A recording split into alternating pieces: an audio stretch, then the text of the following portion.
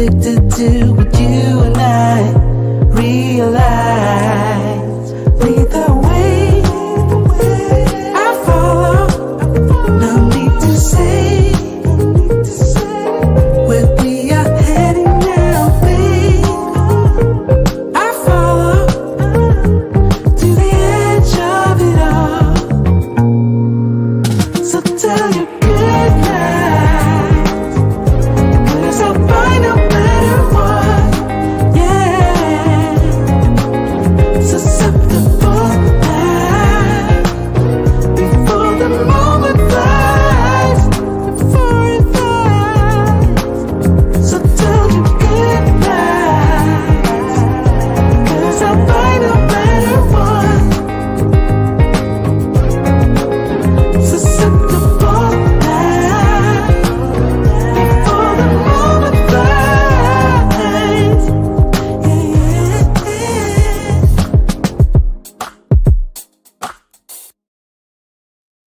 Shout out, shout out.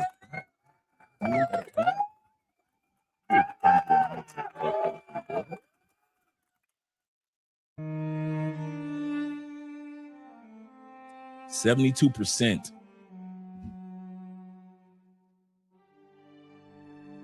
on a global basis. Crazy part, 72%. 3 to 4 times more likely. Men are 72% more likely to delete ourselves than women are. That's 3 to 4 times more likely than women are. Yet we only seek help, talk to our brothers, our family members, our friends about whatever issue we're going through as men only 43% of the time. Which means normally we let the stress build and build and build and build. Men who are stressed, whether it be finances, whether it be females, whether it be the food that we're eating, we are more likely to die 10 years ahead of schedule. Meaning a man that has peace, that meditates, that prays, a man that's at ease with his life, no matter how much pressure he's up under, he's more likely to live 10 years longer than those of us who let life get to us. Now, there are a group of men that are kind of intrinsic, group of men that's kind of like aloof, the quiet type of, the laid back type of guys, if you will. We're not talking about those introverts today. We're not talking about guys that are basically introverted. Some guys enjoy being introverted, being the cool dude, right? We're talking about Men's Mental Health Month of June. And today we're going to talk about where men can live and where men are living outside of the West. Because unlike what most women think in the West, many of us are relocating for a peace of mind. Many of us have no problem acknowledging we are relocating for mental clarity, spiritual clarity, emotional clarity. Before something happens to us or loved one back in the West. Now, yes, a lot of guys are relocating and traveling to other countries because the sex is good. Oh, yeah. I'm not one of them. And many of you men are one of them. Many of you men are relocating to other countries because you're finding peace. So we're going to talk about 7 things. We've talked about this on the Patreon. 7 areas of mental clarity and mental peace. When men say peace and relocating for peace, we're going to talk about those 7 things. And then we're going to talk about 7 countries that men go to right now that are more likely to give you mental peace, mental clarity, give you a time to take a deep breath in life compared to staying in the West, UK, Western Europe, United States, Canada, Australia, New Zealand. I'm going to talk about that today because this is going to be one of the most important episodes that we do. Because there is no way we need to be sharing information on where to go as men if we don't know how to encourage each other where to go for peace as men. So shout out to all you guys that are here. And I'm glad that you guys are here.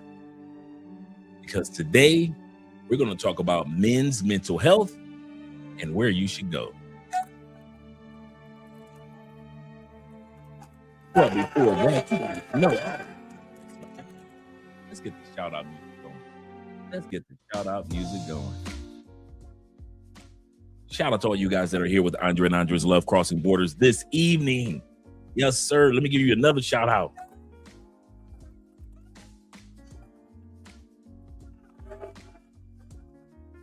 This is not about just get your money right episode. This is not just about finding the right location episode. Tomorrow, you guys need to be here tomorrow because we're going to have a realtor. We're going to have an earlier show. It's going to be at 6 o'clock. It's going to start at 6. We're going to have a realtor here from Cali, Colombia.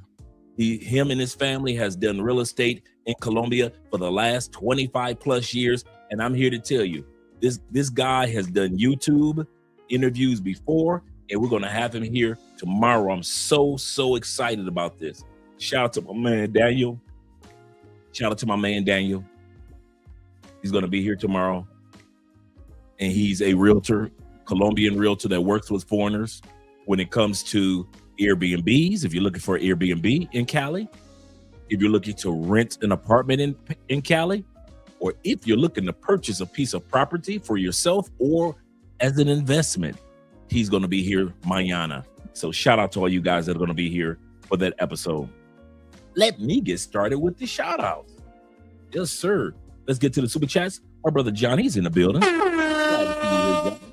He say, what's up, big brother Andre? Shout out to the chat room because here, chat lives matter. Make sure you guys click that like button because you already know once you click the like button, what's going to happen? Oprah coming next. Once I established this as a place of truth, oh yeah.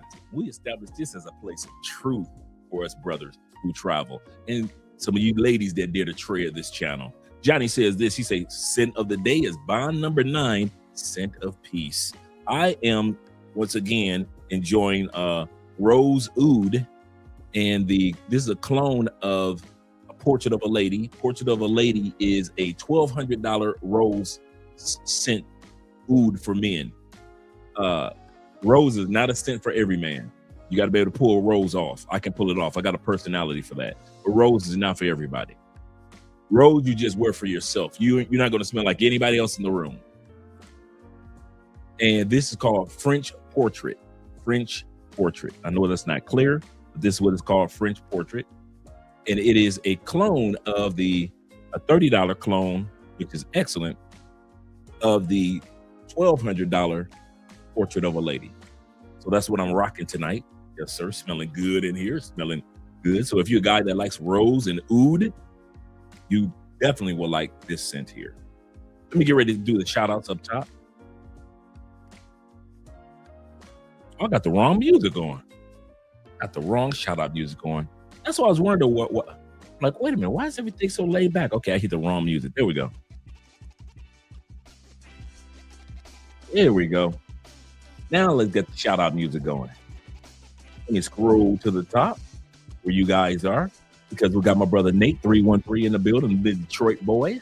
You better back the fuck up out my face, goddammit. I'm from Detroit, Michigan. Don't play with me. Not play with us. You know how we are. You know how us Detroit 313 men get. You know how we act in public. Shout out to you, brother, and salute as well. This is going to be a great episode. He said, Detroit, homegrown, all here on Love Crossing Borders. Cuckoo, cuckoo, cuckoo. Yes, sir. Which is that Colombian. I got it. Colombia. That Colombian flag back to back. Yes, sir. Yes, sir. Kenny says this. Shout out to Kenny Peoples in the building. Kenny say, evening, Dre. He say, I meant to call you yesterday after a funeral. Yeah, brother. My condolences once again. He said, let me know if you're available to talk, sir. After the show, yeah. Call me after the show. Call me after the show tonight. You call me after the show or tomorrow. I'm going to be up for a minute, so definitely give me a call. He said, I don't have popcorn, but whenever OB Live comes, when we do the OB Live reaction, he say, back on, just let me know. Yes, sir. If you want to talk after the show, man, you got my number. Give me a call. I'll be up. I'll definitely be up. Salute to you as well, brother. Salute to you as well. Shout out to all you guys, all 49 of you in here already. And my brother David Dice, he say back again with greatness. Yes, sir. Yes, sir. And Dave says salute. Salute to you as well. Salute to you as well, because we got Bobby Coltrane in the building of the Coltrane family along with Slick With It. Yes, sir. Yes, sir. Slick Get It is in the building. He says this. He say, what's good, Andre? And right, what's good right now is that I've been doing my fantasy practice drafts, my mock drafts, getting ready for fantasy football. Getting ready for fantasy football. Getting ready for college football coming up as well. That's what I've been doing. My boy in the building, shout out to you. Salute to you, kind sir. Salute to you as well. He says, I felt a new sense of peace on my first trip to Rio. And that's what it's all about. That weight just disappeared. I did too. And a lot of us feel senses of peace and tranquility that we never expected when we first go travel. A lot of times when we travel for the first time, we do not expect it to be so relaxing, so life-changing. I kid you not. Like I always say, I got two important books in my library of all books: my Bible and my passport. The two most important books that I've ever come across. And I read plenty of books, just like you guys do.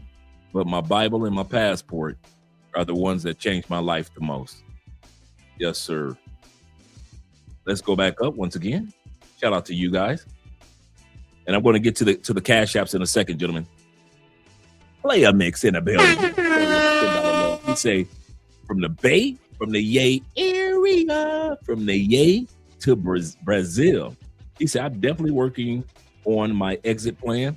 TikTok. Yes, sir. I know that feeling. He said, on my exit plan, and it has nothing to do with chasing a bunch of women. Women in the West don't realize we do not relocate only for ladies. I know it is mind-boggling to them that we are out here as men because we just can't take it no more in the States. A lot of times people don't realize I was born in the States. I wasn't just born for the States. I want to say that again. I'm going to come back to your super chat in a second. This is very important mentally for us men, what I'm about to say.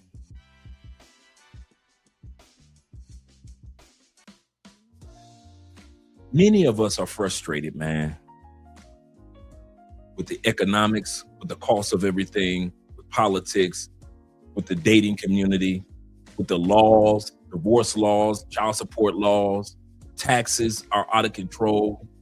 Elon Musk is a trillionaire, and you still struggling to make your first 100,000.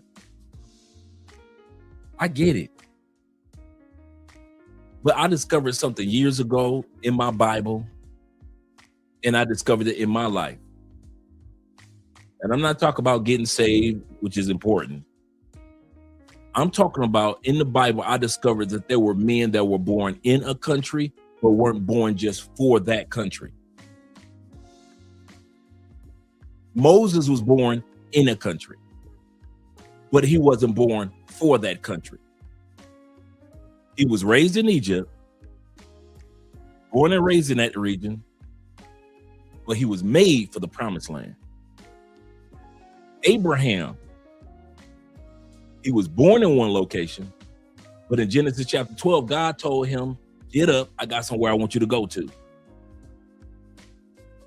Some of us are born in a country, but what frustrates you the most is why everything is not clicking for you as much as you think it should.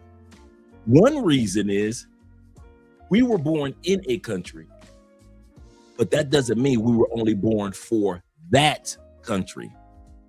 Some of you have been sent to this planet for more than one country, and what's frustrating you the most, you're trying to live out your whole life in one country, and life has blessed you with the ability to live in more than one country. Yes, I love America, my country, 'tis of thee, sweet land of liberty.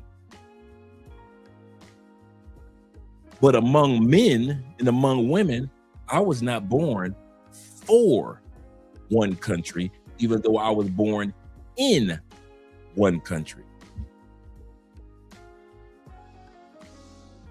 This brother say, I went from the Bay to Brazil. Did he not just say that? He was born in one country, but he was also born for other countries. And many of us are like that. And I hate to see so many men, black men, white men, any man, go through mental anguish and torture. And some of you, I thought about something while I was praying for us the other day. True story. Some of us, while I was praying, God just put on my heart, some of y'all are haunted as long as you still in the States. Your dreams don't come to pass. Your dreams are just haunting you. You want it to happen, but it don't happen. Just like a ghost. It's real, but it ain't real.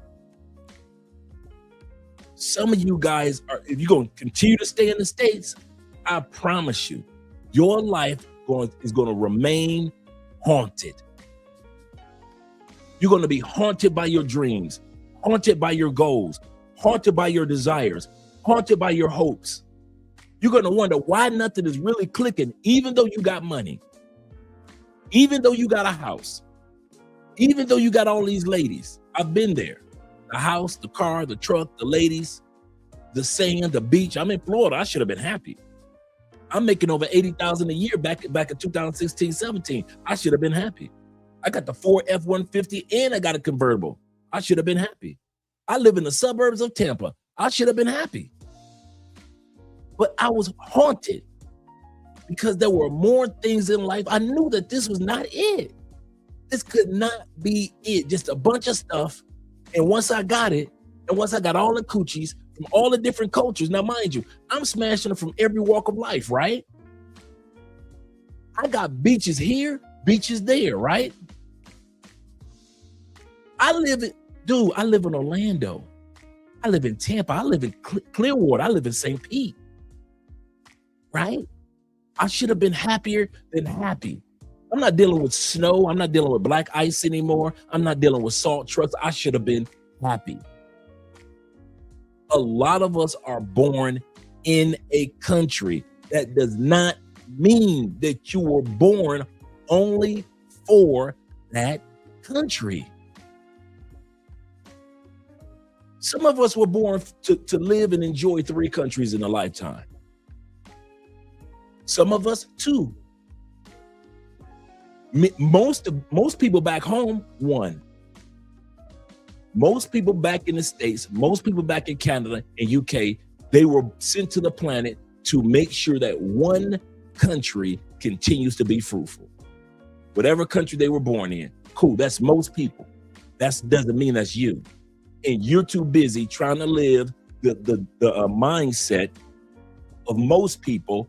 And as a man, it is mentally stressing you the heck out because you think you're only supposed to love one country. No, let those people love one country. Your calling while you're on this planet is to love, enjoy, multiply, bless, help.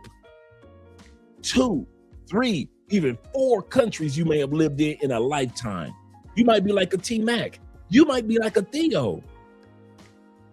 Theo's helped people in the States, helped people when he lived the years in Japan, helped people when he was living in Europe, came back to the States, now he's on his way out. Theo think about it. If Theo had stayed in one country, I want y'all to realize this in all sincerity. If Theo Wolf would have stayed in one country and never made it to Japan, he would have never met his wife. Our condolences that his wife passed on in the middle of their marriage. He would have never met his wife to enjoy real love. Theo would have never been in the 90s in tech. He would have never been in tech the way that he is now. In other words, no tech for Theo, no Black Manosphere Conclave. Theo's sponsors. No Black Manosphere Conclave. All you guys who have gone through Theo's cloud engineering classes and you've been hired and now you're making 200,000, 100,000, 300,000. That would have never happened. That would have never happened. All of us there in Theo's classes now. All you guys that are celebrating getting your certifications now. None of this would have unfolded if one man, Theo, one man would have believed that he was made for one country. All the skills and learning and training and how Theo does not let up on us and let us make any excuses came from when he was training and studying tech in Japan. None of this would have happened if that man wouldn't have somehow, some way ended up in Japan. And then, and I believe it was Russia, the next country. 20 years Theo was outside the United States. Think about it. No Black Manosphere Conclave. All the people that were speaking each year, this year will be number 6. Number 6, number 7. None of this would have happened if that man would have let all his dreams haunt him while he's in the States. Yet he was born for more than one country.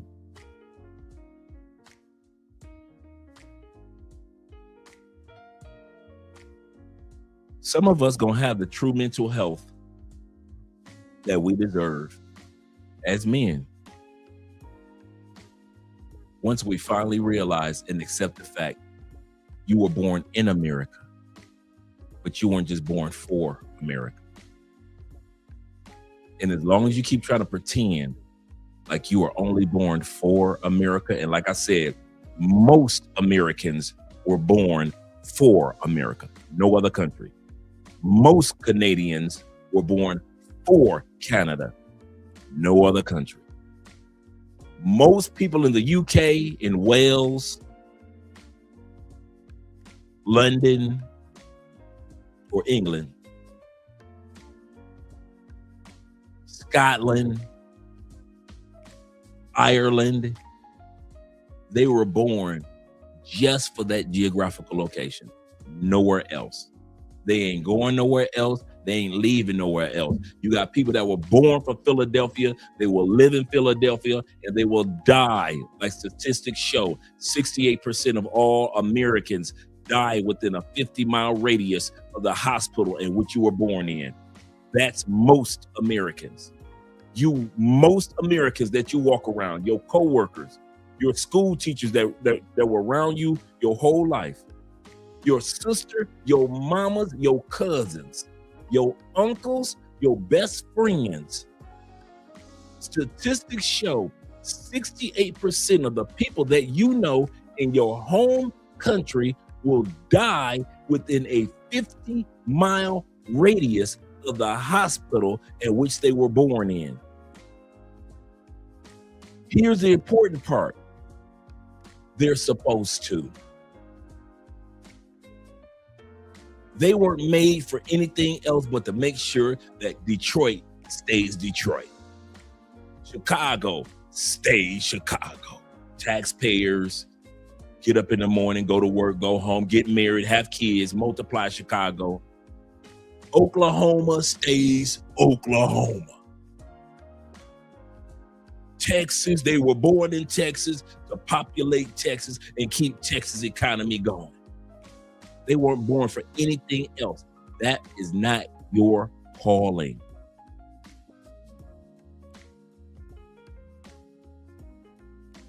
Your calling is one country, 2 countries. You might even live in 3, 4 countries. That's your calling. You can run from it. You can be like Jonah in the whale, right? Jonah ran from God, didn't matter. Didn't even matter. No matter where he ran, God told him to tell those people that God was on their side, even though he didn't like them. In the book of Jonah. You were born from more than one location. Celebrate that. Because you are blessed among men. And in the ladies' cases, blessed among women. So take your time. If it takes you 5 years to relocate to another country, you're on track. If it takes you 10 years, 15 years, you got little kids, it's going to take you 15 years till they're grown and gone. You're on track. Hey, if you're going to relocate next year, you're on track. Don't ever think because somebody else has already lived the dream of relocating to another country that you are off track. No, your 5 years, you're on track. Your 15 years, you're on track. In those 15 years, you get a chance to visit this country, visit that country, and figure out which countries you want to live in. That's the cool part about having 15 years. You get longer time to prepare and visit countries. But I just want to encourage you guys, man, before we get back to the shout outs, man.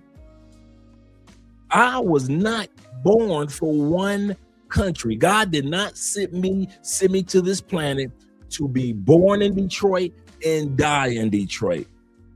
To live in Tampa and die in Tampa. To live in Atlanta and die in Atlanta. To live in Gary in Chicago and to die in Gary in Chicago. To live in the Yay area. To die in the Yay area? No. My calling was to have an impact on a planet, not just one place. And so is yours.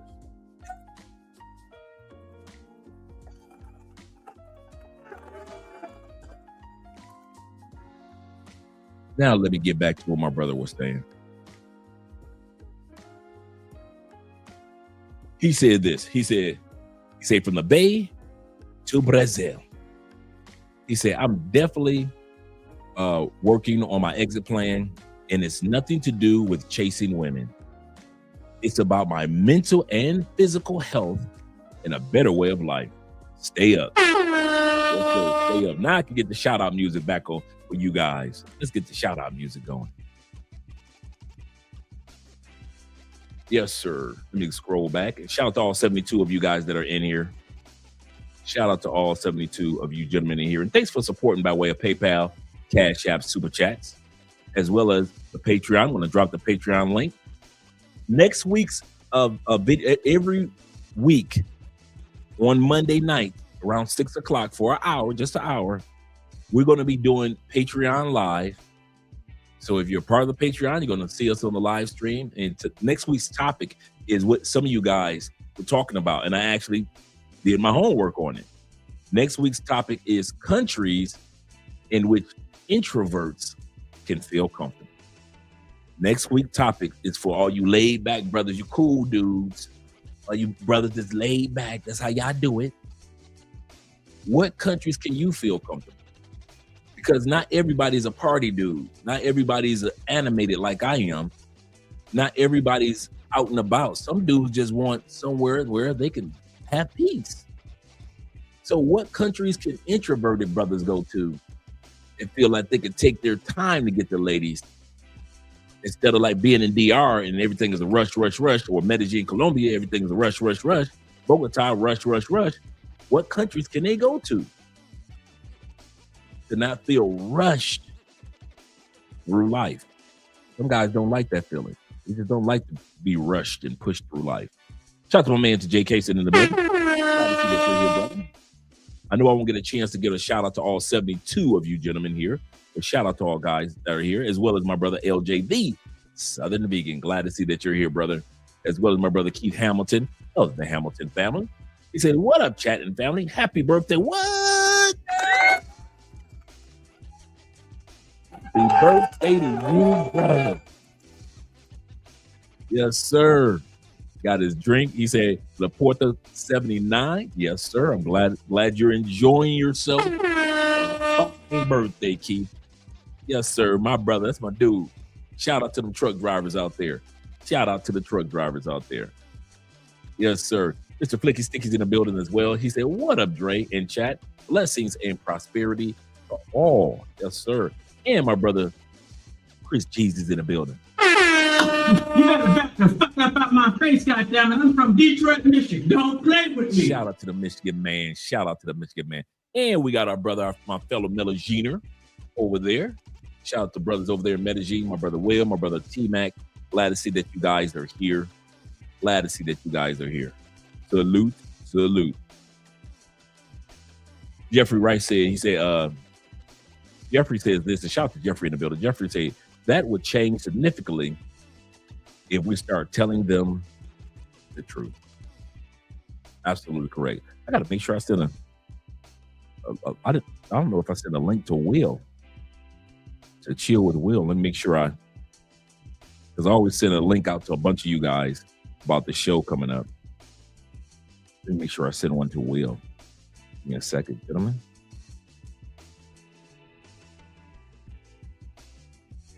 There we go. Oh, okay, I did. All right, just wanted to make sure. All right. A man supporting men is in the building. Glad you're here, brother. Shout out to ASM representing. Salute to you as well, brother. Salute to you as well. Let me scroll down because I got my brother Zeta in the building. Glad to see that you're here with the salutes as well. Hola to you, brother. Hola to you as well. And we got E-Man Perry representing. And Eddie Green. Eddie is, hey, shout out to them boys in Paraguay. Hey, man, I don't know what's going on in Uruguay and Paraguay, but y'all gonna stop keeping it secret. I can easily say we have had more men over the last year from Uruguay and Paraguay. I've read more art, man. You dudes are doing something over there, man, and you're keeping it secret. Shout out to you over there, Eddie. Shout out to you over there. Shout out to Charles B in the building as well. Glad that you're here. Glad that you're here. Let me give a couple more shout outs. Shout out to my man Leo Gaines. Salute to you, Leo. Glad to see that you're here, brother. Glad to see that you're here. In El Monte, representing. Yes, sir. Yes, sir. And my brother Delwin. He said, "Salute, Dre." Salute to you as well, brother. And the chat. He said, "Travel opens minds and soothes the soul." Soothes the soul. Yes, sir. Travel is so important, man. Yes. Even if you do a staycation, you know, just get a short getaway in the city or state next door. You gotta get away. Shout out to my brother Alexis. Hope you having a great day, Alexis. Hope you're having a great day, brother. And my man Elham, he said, "A better life, through travel." And I got my brother Ahmad Milner of the Milner family in the building. Glad to see that you're here. Salute to you, Ahmad. He said he was born in that country, but he wasn't born for that country. Amen. I'm using that one. Yes, sir. You better use it. I've been saying it for a few years. Yes, I was born in a particular country, but that does not mean I was only born for that country. All of our insight and our knowledge as Americans can be applied not just in America. I'm going to say this again. Let's not ever make the mistake of thinking that our American dream can only come to pass in America. That's not true. That is far from the truth. And a lot of people are discovering that they are leaving the United States to live the American dream. The beauty of being born in America, you can be born with the desire to want to accomplish things. That's amazing. We take that with us everywhere we go around the world. But here's the kicker. The United States is not the only country in which we can accomplish things, especially in this world of technology. There are so many online opportunities for us that there is no way in the world that we should sit back and just think that we can live the American dream only in America. That's no longer true. And a lot of people are discovering that. At least 12 million of us that live outside the United States have discovered it. Shout out to Black Chairman. Many blessings, fellas. Yes, sir. Many blessings. And Jay Anderson, the great. Glad to see that you're here, brother. Glad to see that you're here. Let me get ready to get started in a second. We got my brother Tori. Tori say, evening, Dre and family. He say, I knew Theo is a great blessing. Yes, sir. What you just said about our brother Theo blew my mind. 100 more levels and the gospel truth. Yep, about our brother Theo. He said, in case you, Dre, are equally a blessing. I appreciate that, brother. Appreciate that.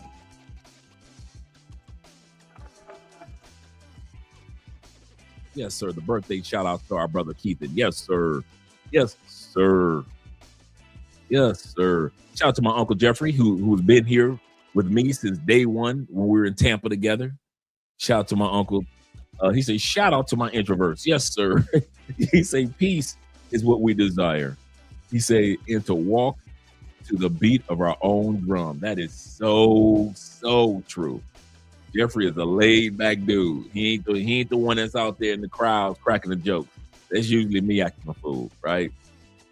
But my Uncle Jeffrey, my cousin Michael, just laid back personalities. Those hey, they ain't got to go to the ladies. The ladies come to them.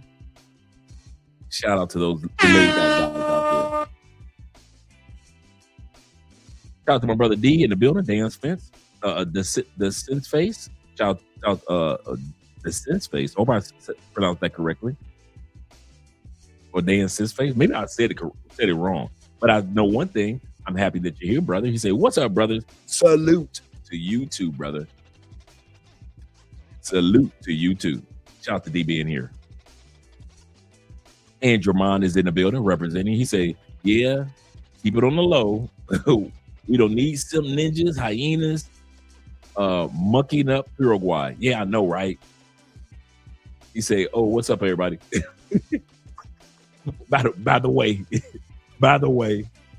shout out to my man 1J in the building. It looks like I got everybody. What? I made it down to the end with my brother D Kirk in the building representing. Yes, sir. Let's get ready to get started, gentlemen. Let's get ready to get started. I want to lay down a foundation. Tonight's episode is about men's mental health. I'm about to get to the cash apps in a second. Today is about men's mental health, which is very important. We're going to talk about the countries.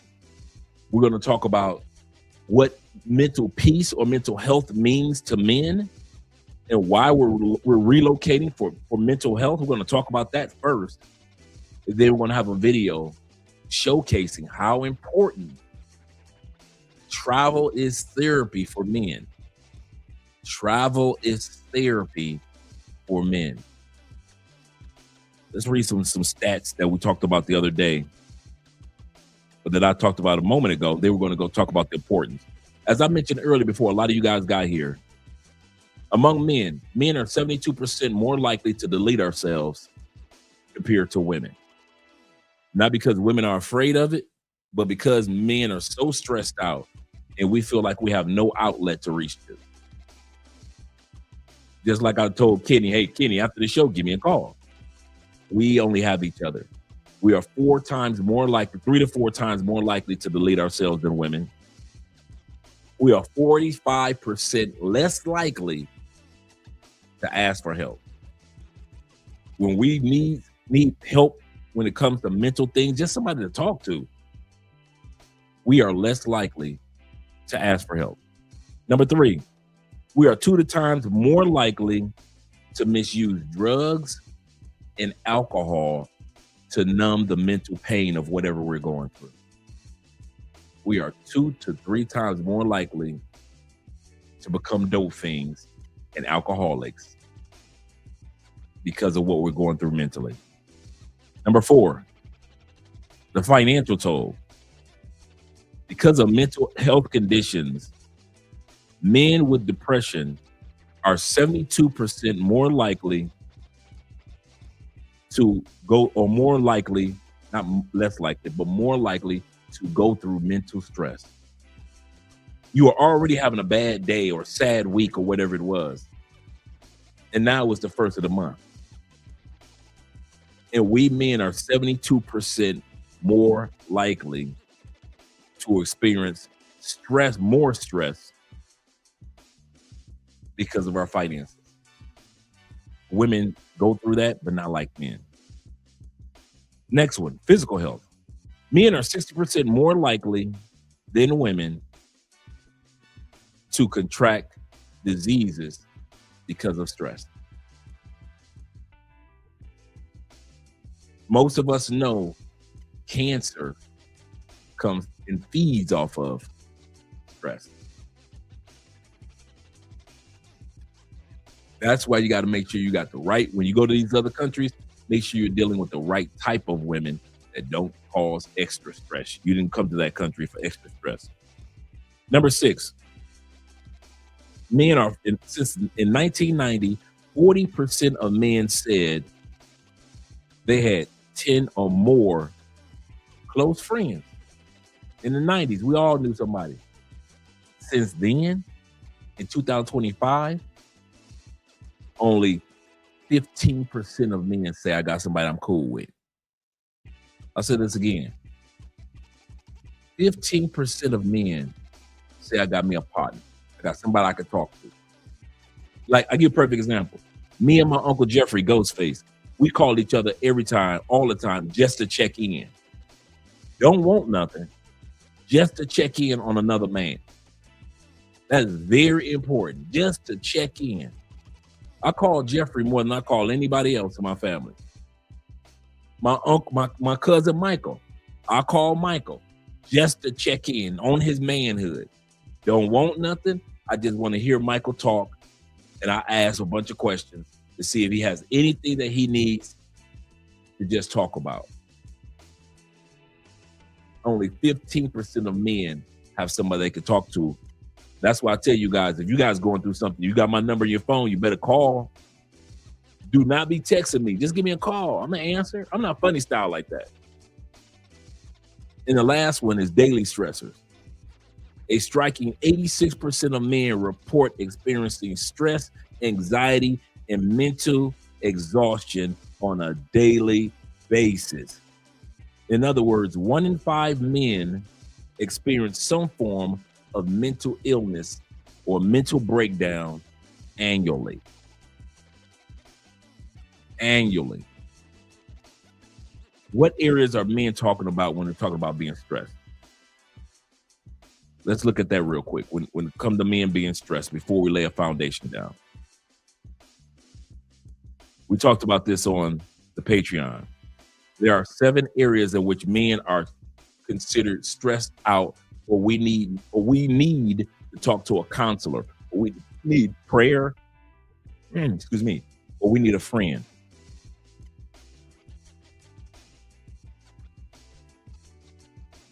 Seven areas. First area is or why men are relocating to other countries. Let's do it like that.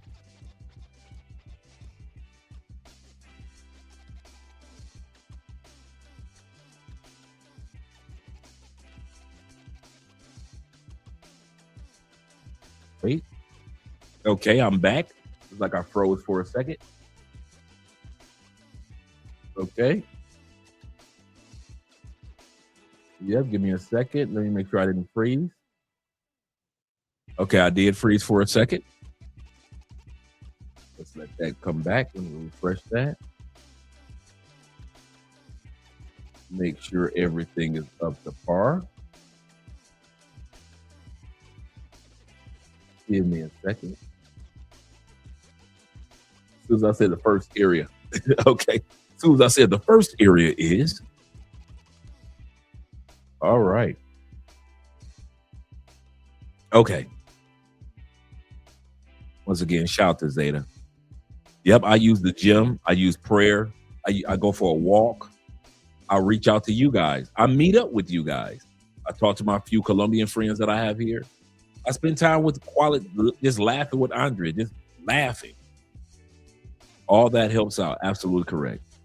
First reason why men relocate to other countries for peace is to help increase self-confidence and increase self-esteem. Whether we want to admit it or not, guys, in the States, man, it is not fun dealing with the environment. A lot of us say that as soon as we get off a plane from another country and we head back home to the States, we can feel that stress coming back on us. Some guys go to other countries because it helps them build the confidence. Like, I can actually live in another country. I never thought I could be the one to live in another country. It's not even about the women. It's about the fact that you said, wait a minute. I know where the grocery stores are in Colombia. I know which is the best, which ones are the worst. I'm getting my Spanish together. I never thought I could dance salsa, bachata, merengue, cumbia. You go to DR and all of a sudden you're like, man, I know 3 or 4 recipes of foods. And I didn't even know all these before. You go to parts of Europe, you like, I know what that mountain is, and that mountain is. I can show you around. I can tell you how to get on the trains heading from Spain to France. These things, travel builds your confidence. Relocating builds your confidence. Not saying that you don't have confidence in the States. What I'm saying is, one of the reasons why a lot of us relocate, it takes our superpowers, our spidey abilities to a whole nother level.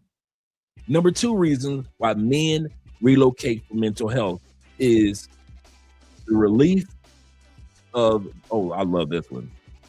The relief of traditional masculine pressure.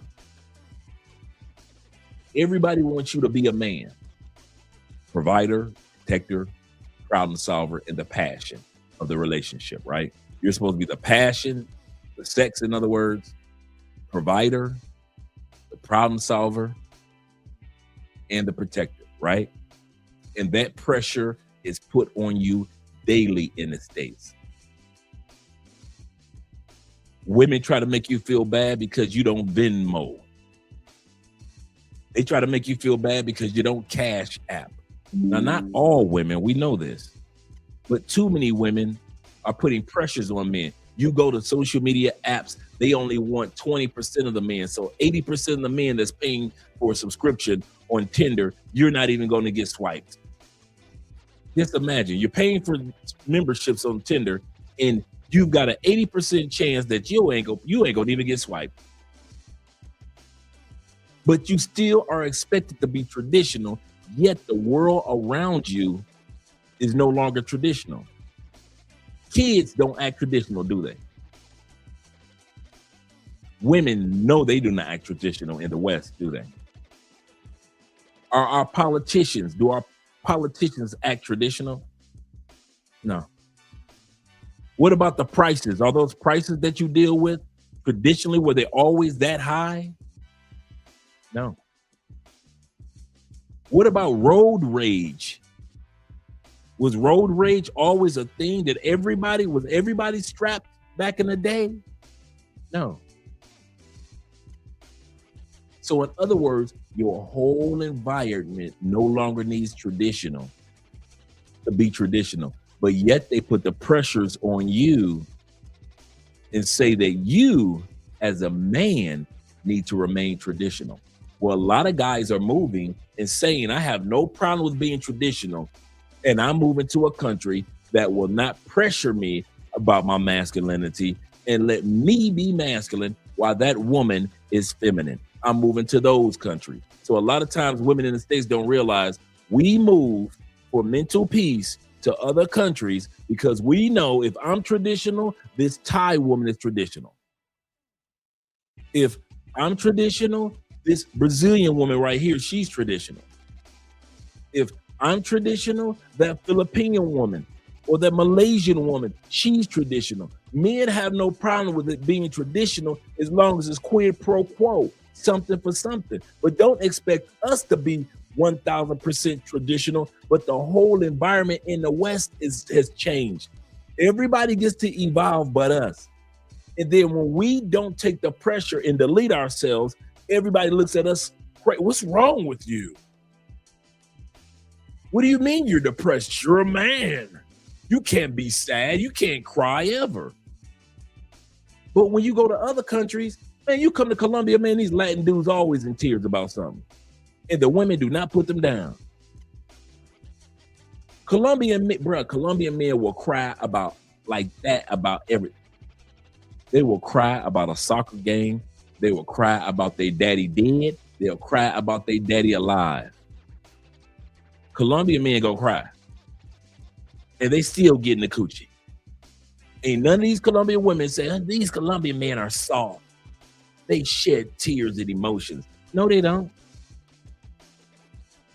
These countries have no problem taking the pressure off of your masculinity. But as long as you live in the West, that pressure to be provider, problem solver, the passion, at the same time, the protector, they will put that pressure on you as the world around you is to change. Everybody gets to change but the man.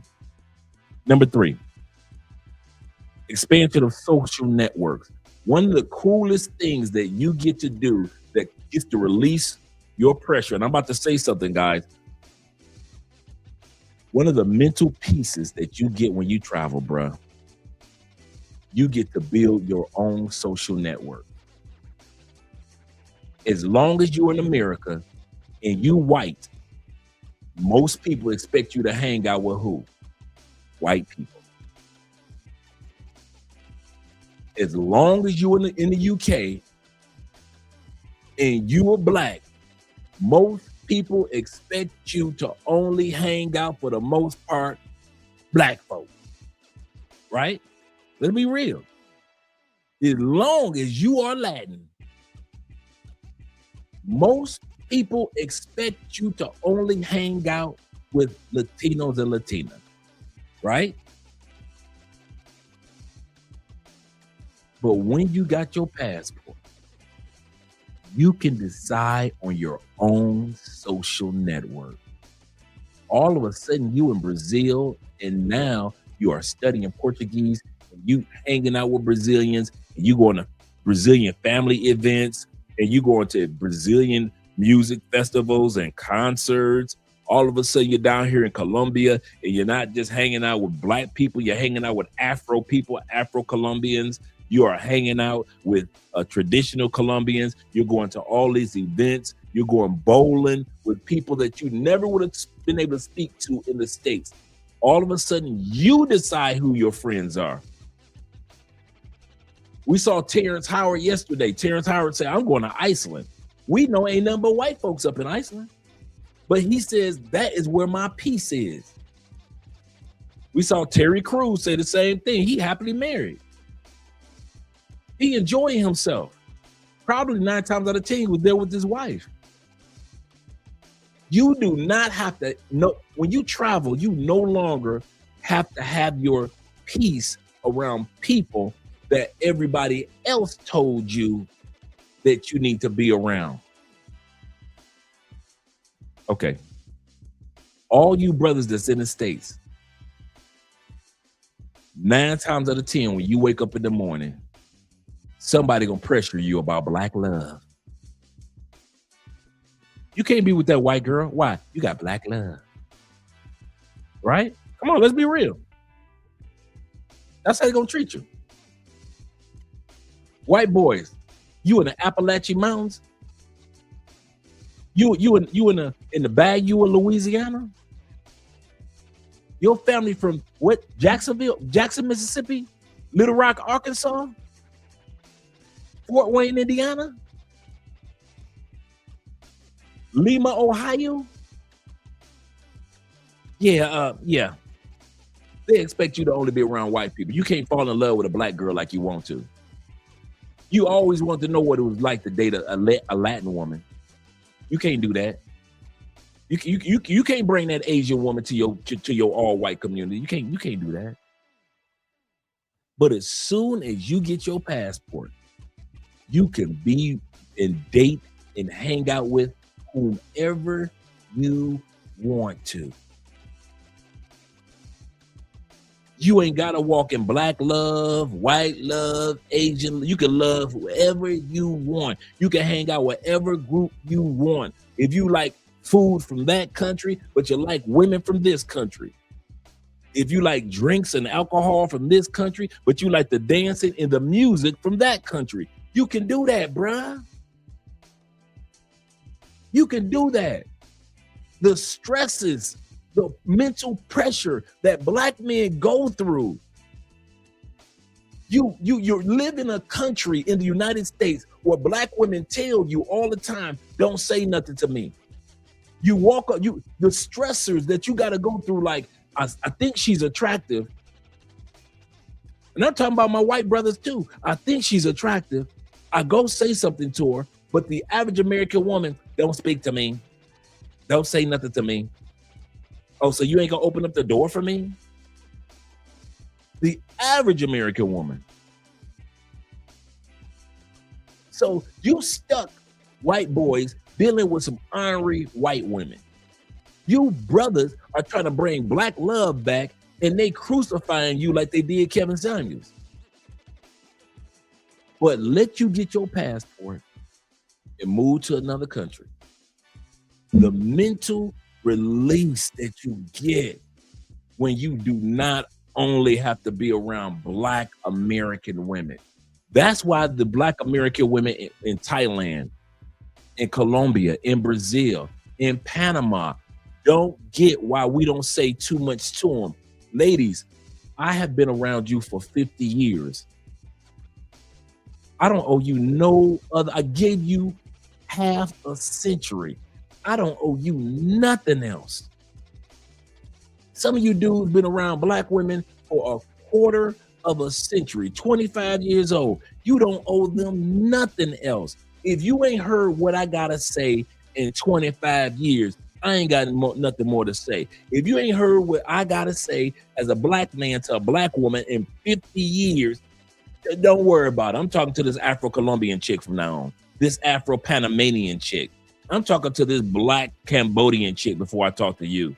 I'm talking to South African chicks before I waste my time listening to and hearing looking at the neck rolls of North American women. I'm sorry, ladies, you had 50 years to get it right. In some men's lives, you had 37 years to get it right. In some men's life, you have 41 years, 60 years. There are men out here with passports 60 years old. You had 60 years to get it right when it came to communicating to that particular man, and you didn't. And then you get mad at him because now he's got an Asian girl that loves him, an Asian woman that loves him so much the way that you should have, and you had a 60-year head start before that Asian woman ever told him hello for the first time. It's over, ladies. You had your run. Ladies, when it comes to Andre, you had your run. 50 years, that's a good run. Ladies, there are some men that have left 35 years old. You had 35 years to catch that man. You didn't. Leave that man alone. You guys get a chance now. One of the mental pieces that you get to choose what breed of woman or group of women or culture of women or men or whoever it is that you want to hang out with. You get to change. You get to choose your menu. Some of y'all in the States, you've only eaten soul food your whole life. And soul food is great. And then you get to Thailand and you get to eat some of that cuisine. You get to Peru and you start eating food from some of those chefs. You get to Brazil and you get to eating a steak from Brazil and Argentina and Uruguay and Paraguay. Bruh, you forget all about soul food back in the States. Macaroni and what? Greens with what? Catfish and what? You ain't even thought about no catfish. Because you now get to choose your menu. You get a chance to choose your mate. And you get a chance to choose where and how you make your money. You get to choose what neighborhoods you live in. Just think about all that mental. You get to choose your social network. That's another reason why men are relocating. I find so many white boys that are at peace, just like us brothers. I'm gonna say that again. There are white guys that have always wanted to hang out with brothers. It's just that their family was so racist back in Canada.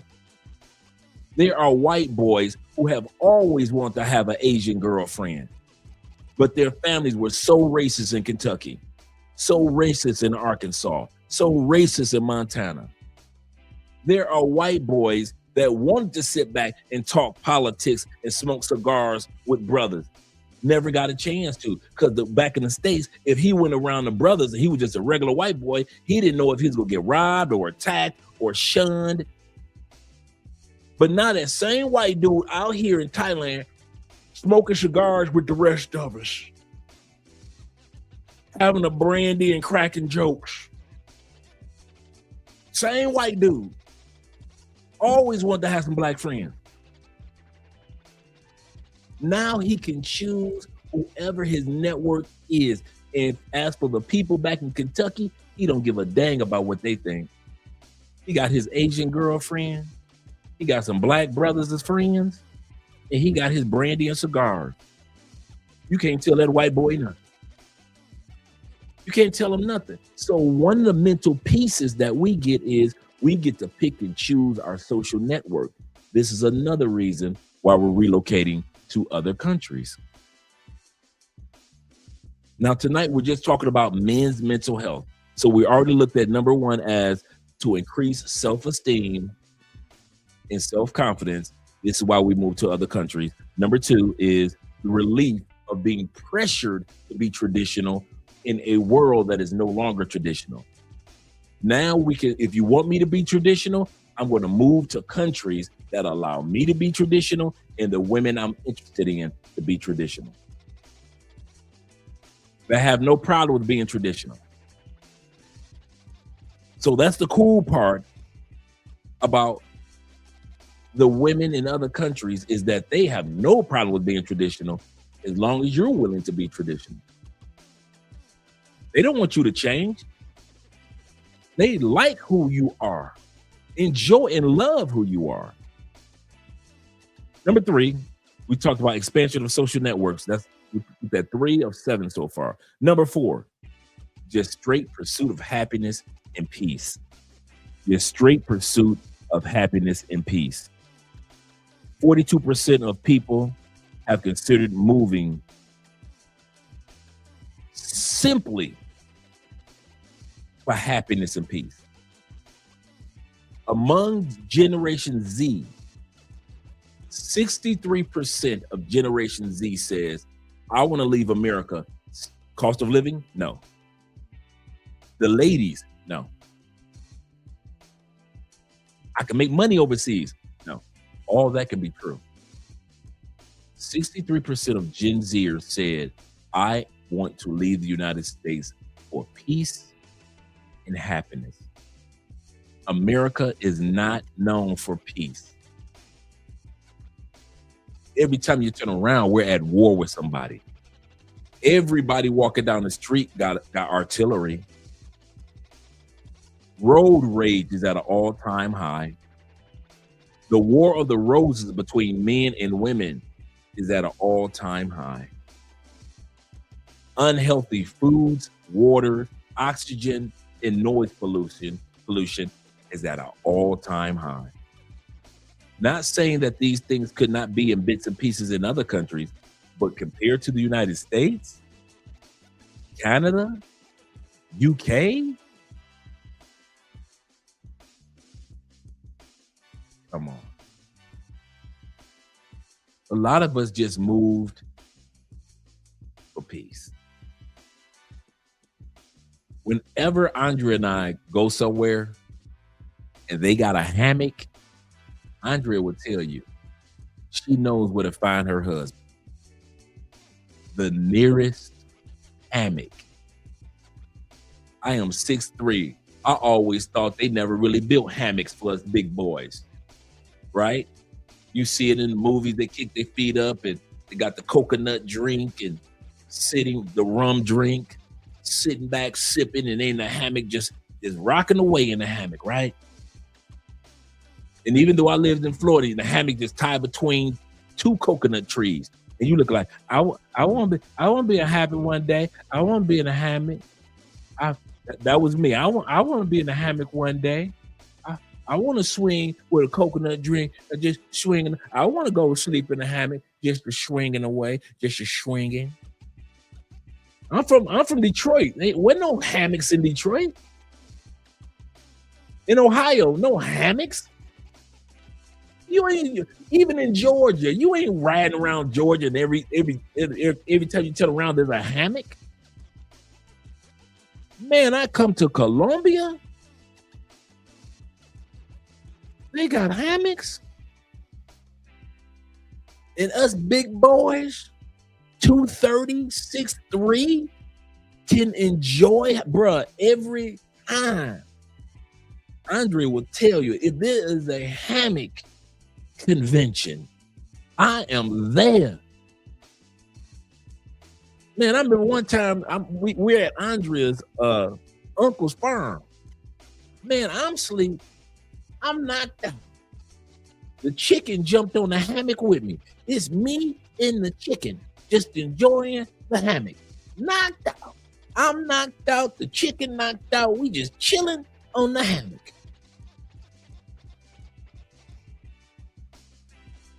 That's how you want life to be. Mental peace. Mental happiness. And we know happiness goes up and down. But the peace. Oh, man. Let me go get the shout outs. I'm going to get to the Cash App in a split second right now. My brother, International Quiet Storm, is the He say, Black Love put false accusations on me. Pray tell, how? He say, Black Love threatened to powwow me. the pow me. Not the powwow, but the pow me if I left her. Oh.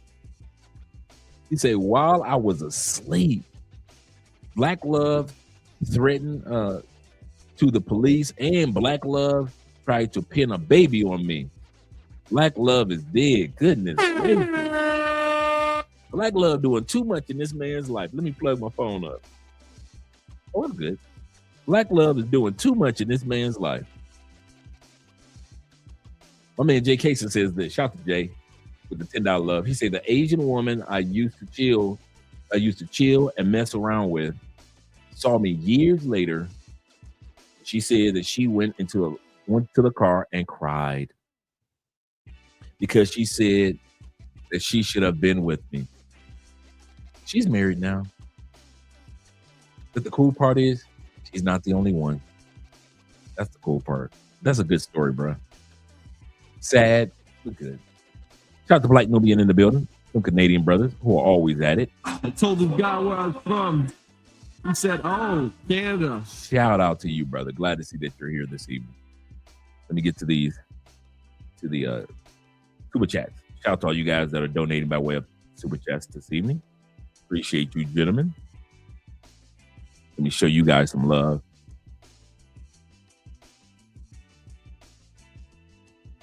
Shout out to you guys. Scroll over. Shout out to my brother Taloni in the building. My brother T. Glad to see you here, man. Taloni says this. He say working and listening. He say from the clouds. Shout out to you, brother, with the $5, with the $10 love. Shout out to you, brother. Appreciate you. Also, my brother Slick in the building. He say supporting the stream with the $5 love, with the $10. Yeah, $5 love. Appreciate you, brother. And shout out to my brother, also James S. Palmer. That is. Shout out to you, brother, showing support. Appreciate you, brother, with the $20 love. And my brother Vic earlier today, my brother Vic Asher with the $30 love earlier today. Appreciate you, brother. Really appreciate you. Shout out to you guys. And let me scroll down a little further. My brother Money Motion in the building. He says this. He say, for the love of the game. He say the hammock chicken story got bruh. We're man, I'm knocked out. I glanced up right on the edge of the hammock because I was sleeping from driving. You know, I drove for like 3 hours, right? And so I'm kind of sleepy, kind of tired. And so we're at the farm, and we just, because he had just got this particular farm, right? So he was very happy, got all his animals and everything.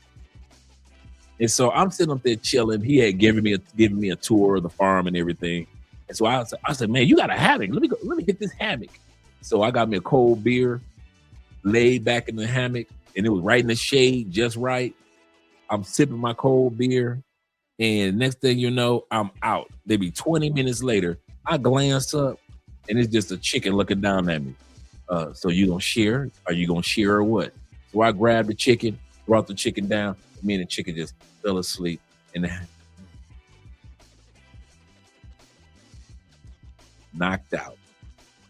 Knocked out for another 45. Yes, sir. Shout out to the Southern life. We moved to these other countries. No, probably another day, but not that day. Yes, sir.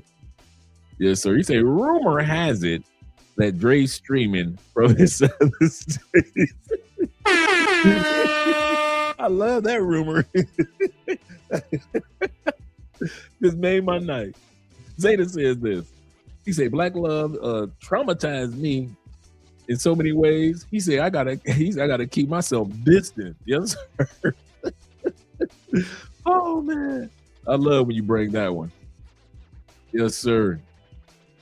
He said the chicken, and he said the chicken was checking into therapy in Dre's hammock. I know, right? That was a therapy chicken. That's exactly what it was.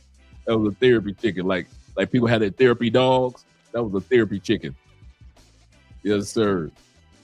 The chicken was saying its prayers before trading you.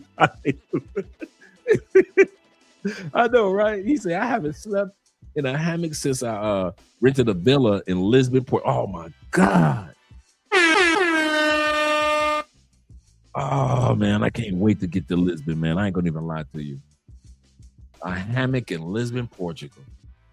Some of the best sleep I've ever had in my life. I ain't even mad. Yeah, a hammock, man, a hammock will put you to sleep and you are out.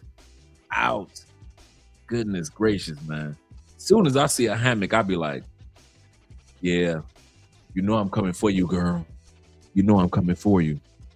Salute to Ronin Travelers and all the brothers in the Philippines out there. Good morning, good morning, good morning. Glad to see that you're here. Let's continue on. We're talking about 7 reasons why men travel to other countries. Then we're going to talk about the actual countries that you guys go to for mental clarity, for mental peace. There are certain countries, certain continents that you guys go to when you want peace. We're going to talk about those countries. We talked about this also. And of course, we got the video montage, but we're going to talk about this in a second. Let me scroll back down. Zeta says this. He said, I went to a friend's place in Cambodia and had so many chickens and ox around me. It was real cool and peaceful. Yes, sir. Shout out to Bobby Coltrane of the Coltrane family. Giving a shout out to Ronan.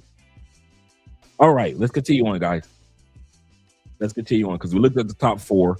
We're down to the last 2 reasons for mental peace why men relocate to other countries outside the West. Number 5 is higher resilience to mental stability. What do I mean by that? Contrary to the stress expat myth, long-term male expats show low rates of mental disorder. When we travel, it's like going to therapy. When we travel and or relocate, it's like going to therapy. Just the journey itself, they say that, let me get it right. A part of the mental peace for men is also the preparation for your trip.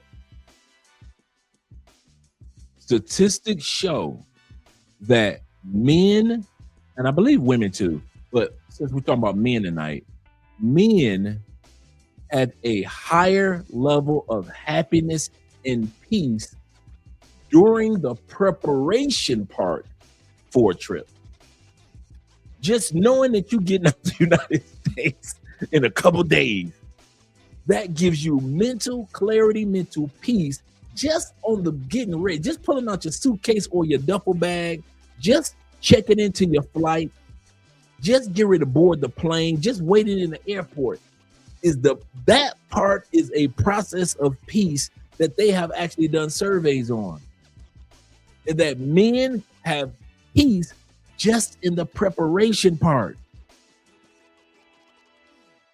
Okay. The opposite happens to us going back. How many of y'all went through sadness or a little slight depression the night before you got ready to go back to the States? As you were packing your bags to go back to the States? As you were booking, checking in online for your flight to go back to the States? As you were sitting in the airport going back to the States? As you boarded that plane, heading back to the States? Going through customs once you got back to the States?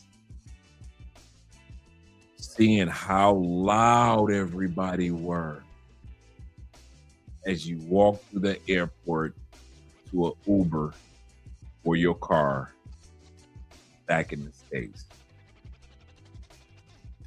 The depression and sadness and stress and woefulness that overtakes many of us. Man, shoot, you cried. Man, I cried, man, like I was Otis Redding. I was crying. Oh.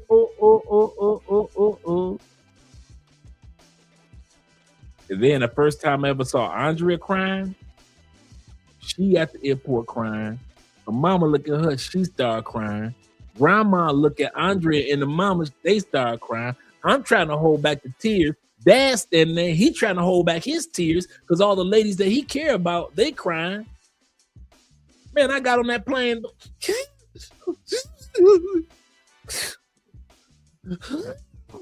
Be a man. Be strong. Be strong, Dre. This ain't your last trip. This ain't your last trip. This ain't your first. This ain't gonna be your last. I'm all on a plane like this. Sir, would you want some water or anything? No, thank you. I just want to go sleep. I just want to go sleep on my flight. I just want to go sleep. I wanted to go to sleep before the flight took off. I get you. Before the flight took off, I wanted to go to sleep. Yes. You have so much peace preparing to leave the United States, preparing to leave Canada. Goodness gracious. I know, right? Be strong, Dre. Be strong. I'm trying to be strong, brother. I'm trying to be strong. Seriously, I remember that, man. I'm all like this on the plane. I'm all right. You gonna be all right, Dre. You all right, bro. You all right. You good. You good. You got this. You got this. Ain't your last flight. This ain't your last flight, dog. Don't be acting like this your last flight. You know, you got to sit there and talk to yourself because, you know, you got 2 empty seats. Somebody else coming to sit down. You got to get your composure together. People, the plane ain't even full yet. You got people walking past on the plane, and I'm sitting up there like this. They putting their luggage over my head, and I'm sitting up there like this.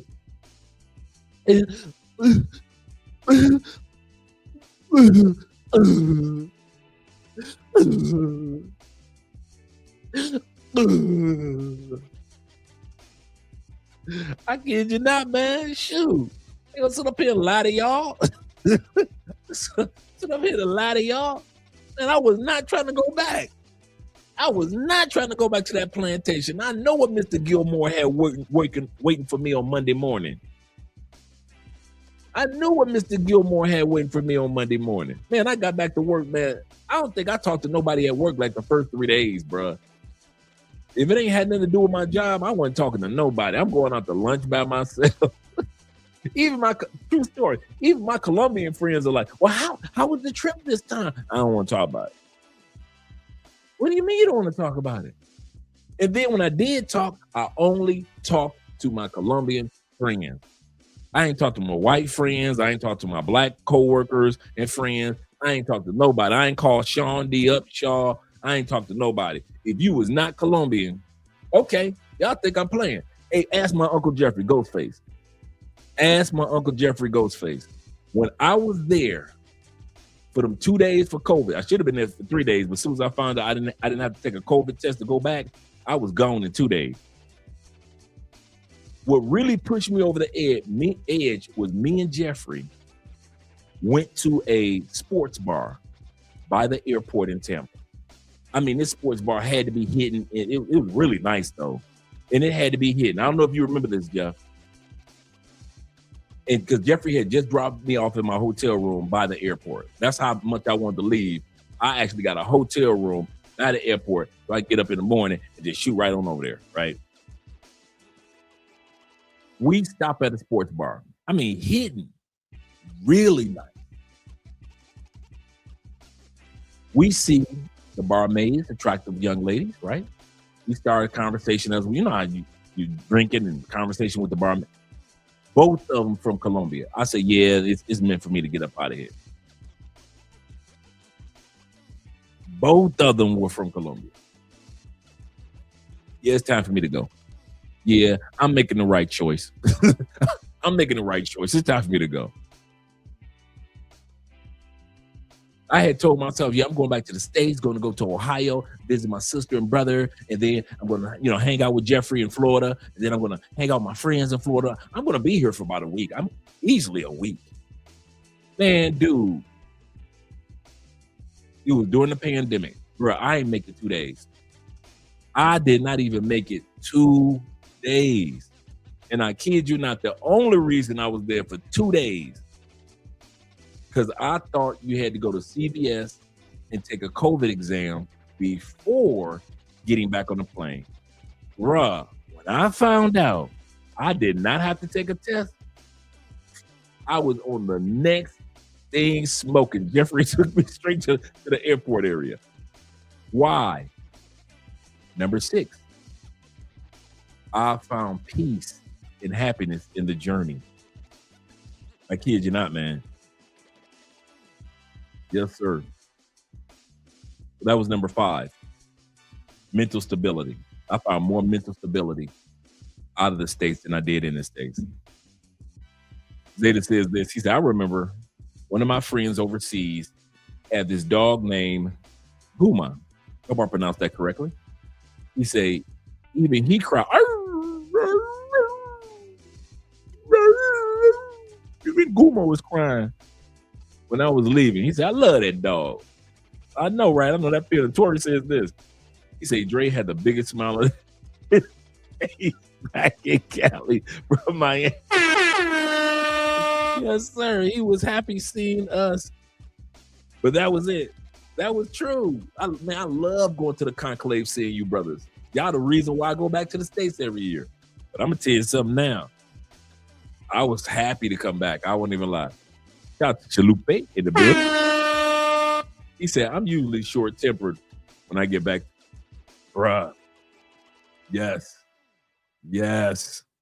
Zeta also says this. He said, the only thing that made me feel good coming back to the States was my mom, my father, and my brother, and my homies. Yes, sir. The close people, yes. Everybody else, no. My brother says this. You're rented dude 22s in the building. He says this. He said, no, Dre, Mr. Gilmore land, plantation. Mr. Gilmore, good white folks. Yes, sir. Yes, sir. I couldn't do it. Teacher man says this. He said, well, I cried the night before myself, so no one could see it. He said, like a man. Like a man. We men, ain't we? Yes, sir. I know that feeling, brother. Elham says, he said, I have been doing it so long. He said, I like the lifestyle and option. Relaxation is a big part. That's absolutely correct. Let's go to number 6 reason why men relocate or travel for mental health. Number 6 reason is career advancements and pursuits. In other words, 57.95% of men who move for money and finances, meaning cost of living, and to find a mate.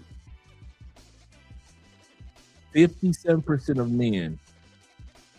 Now, I didn't say find marriage.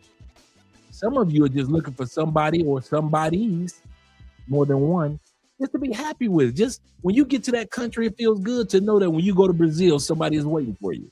It feels good to know when you're going back to DR, somebody thought about you. Somebody's waiting for you.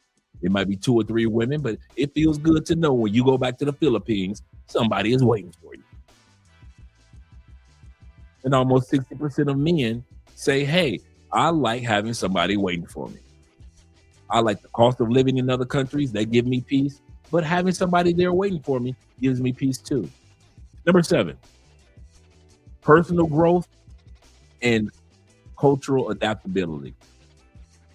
A lot of us like travel and gives us peace as we adapt to these new countries that we go to and travel to. We love the new dances that we learn. Some of you guys were like, man, in the States, I don't dance. I'm not a dancer. Next thing you know, I'm in Colombia and her mama pulling me up on the dance floor doing the family reunion. Some of you guys are like, I don't dance, but I'm in DR and her sister pulled me up as we were all drinking beers and all of a sudden I'm bachata dancing, right? You wonder like, what? Well, wait a minute. If I'm in the States, I'm standing around. Now I'm in another country and they just dancing and enjoying themselves, having a good time. The adaptability, the mental adaptability for other countries, bro, you love it. You got some of you guys got some favorite foods that they don't even make in the States. Favorite meals that they make in other parts of the world that you know they don't make that in the States. I told y'all when I got back to the States, bruh, Walmart didn't have nothing for me but the Latin aisle. Bruh, if it was not the Latin aisle, I was not in Walmart. Prior to traveling to South America, I had traveled to other countries before, but traveling to South America, I had never purchased anything in the Latin aisle in Walmart. In the Latin Asian aisle, never had. After traveling to South America, I know where I'm going to in Walmart. I'm walking straight to that Latin aisle. I'm in Tampa. Only stores, true story, only stores I'm going to are the Colombian fruit stores, the Colombian grocery stores. If it ain't Colombian, it ain't me. Only clubs I'm going to are Latin clubs and dance hall clubs. If it ain't dance hall and it ain't Latin, I am not going to one of them black clubs where they stand around, they bop around, and they got the camera. I ain't never again. Never, no, never. You won't catch me in one of them again. I need to be in clubs where they hold each other. So to be in dance hall clubs or to be in Latin clubs with salsa, bachata, merengue, you touching, you holding, you twirling. They don't slow jam in the black clubs no more. Like if they put on a slow song, the DJ play a slow song, and now you got this female in your arms, and y'all talking, and y'all making plans for the night. You can't do that no more in the States. Not in the black clubs. Now for older people, yeah. But everyday people now, I say, no, I ain't going to them black clubs no more. Yes, sir. The Bravo supermarket. Yes, sir. You, as you well know, kind sir, as you well know. They just say, nah. He said, I can't stand. He said, I can't stand around in Colombia. They'll make you dance. Absolutely correct.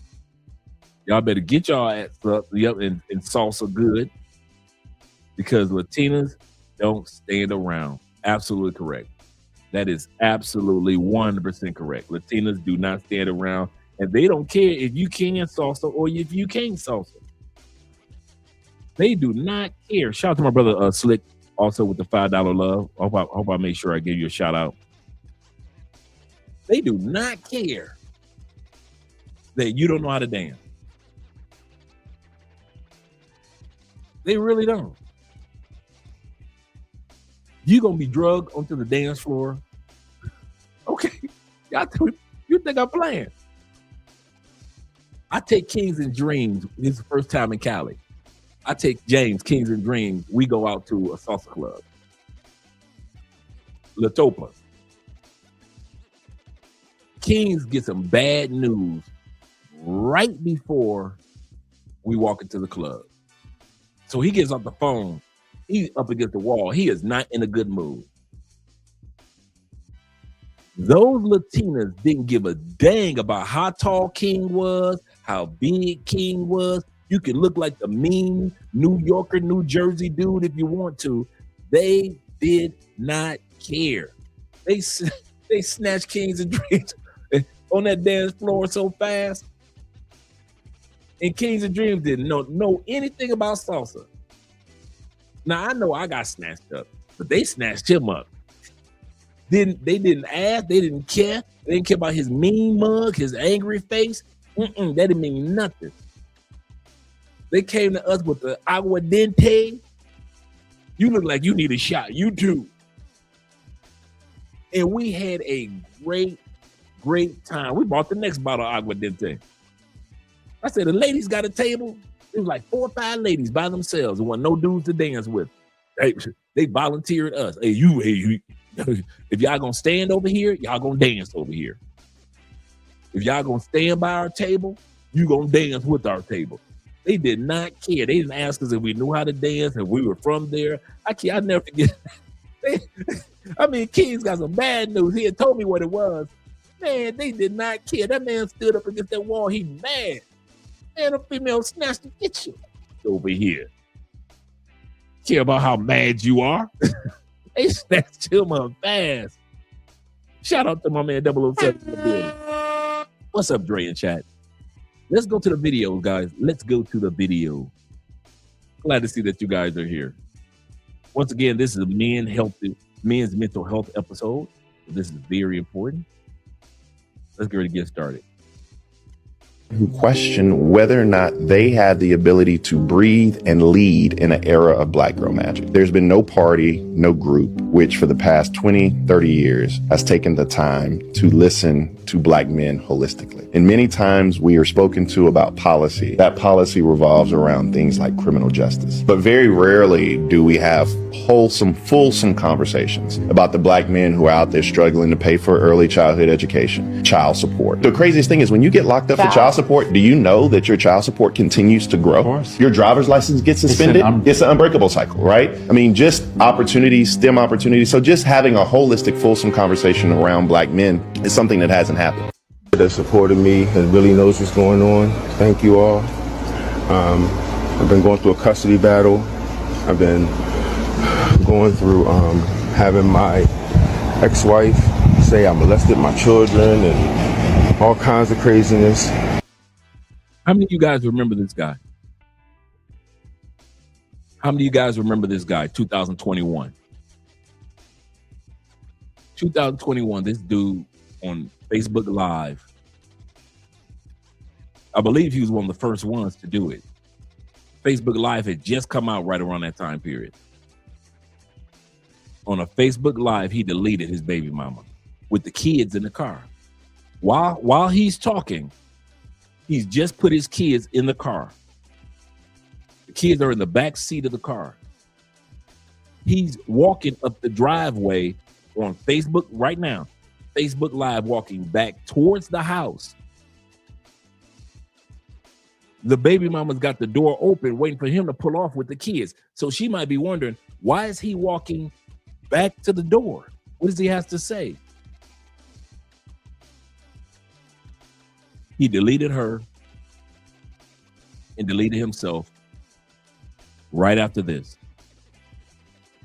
He said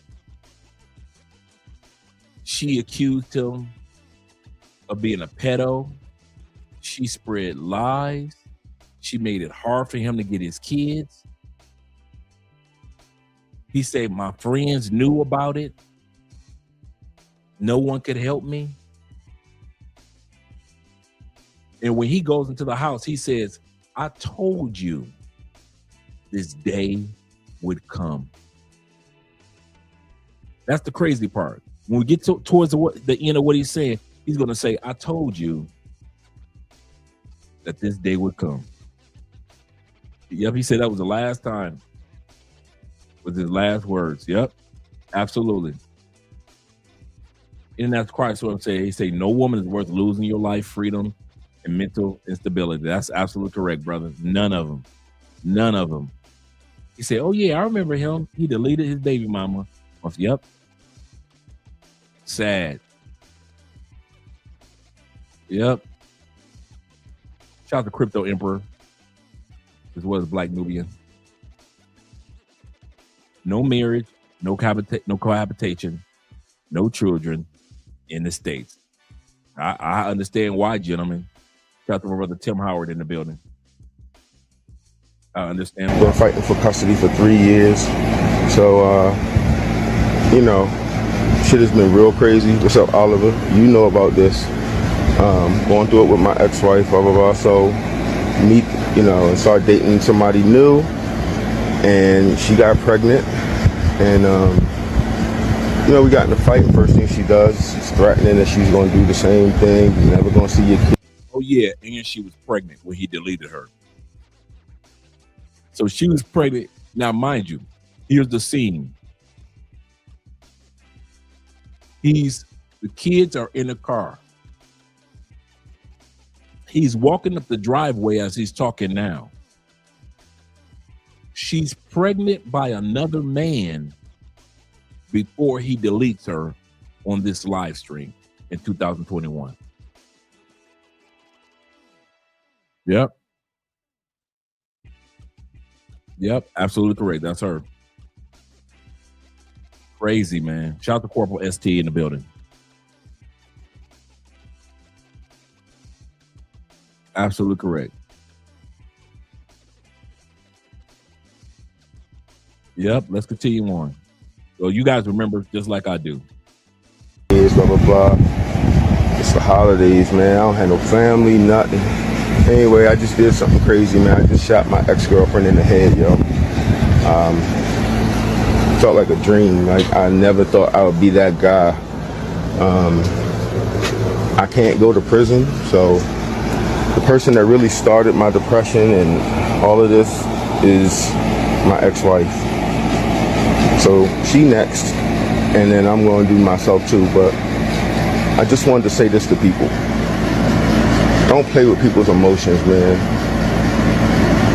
Don't lie on these men. Oh, here's my ex-wife right here. Today's the day. This is what I have no answers for, and it's something that I want us to talk about. Yeah, today's the day. So he deleted his girlfriend, and then he came to his ex-wife's house, deleted her. Kids are still in the car. Ex-wife pregnant. This woman right here, she was pregnant, and deleted her too.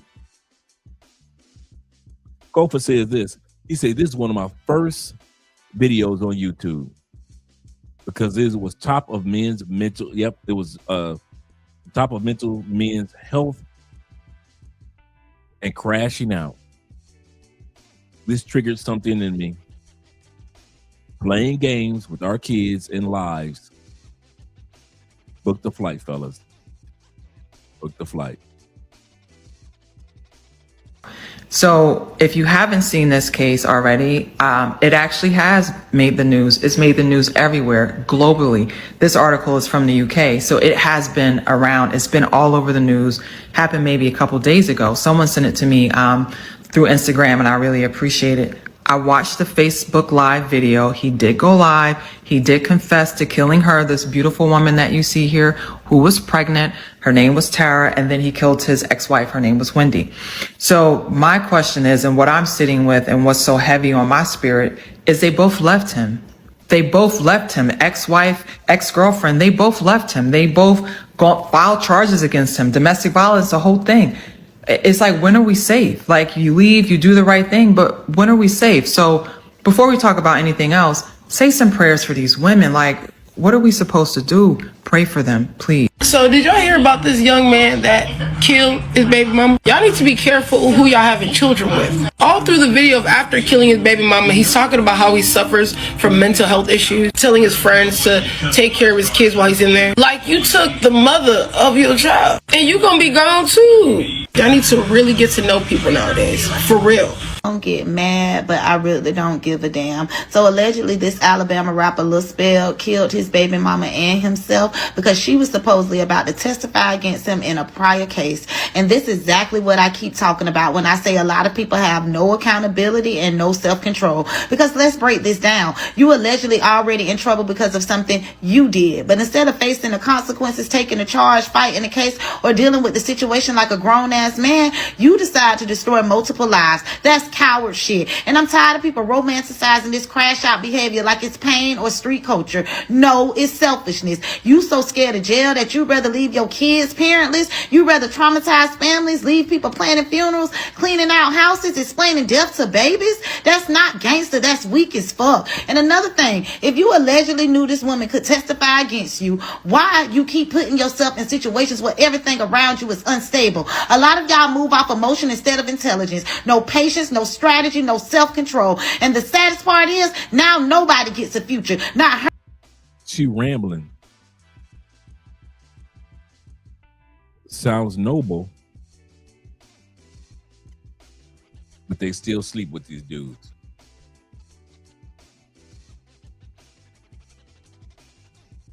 These dudes look unstable. There's nothing stable about these dudes. And these women continue to pick these dudes over us. Now, I'm not jealous of these dudes at all. None of us are. But ladies, you just gotta, the buck's gotta stop somewhere. You gotta start taking responsibility for your decision. You chose that fool. Okay. This is how foolish women think men are. Us men with common sense. These women actually think, they actually believe that we assume the first time that person ever did something traumatic was the day that he deleted them. No, ladies, we know that y'all got stomped out 4 or 5 times prior to that dude snapping out. We know that y'all got cussed out 4 or 5 times, smacked around 4 or 5 times before that brother snapped out.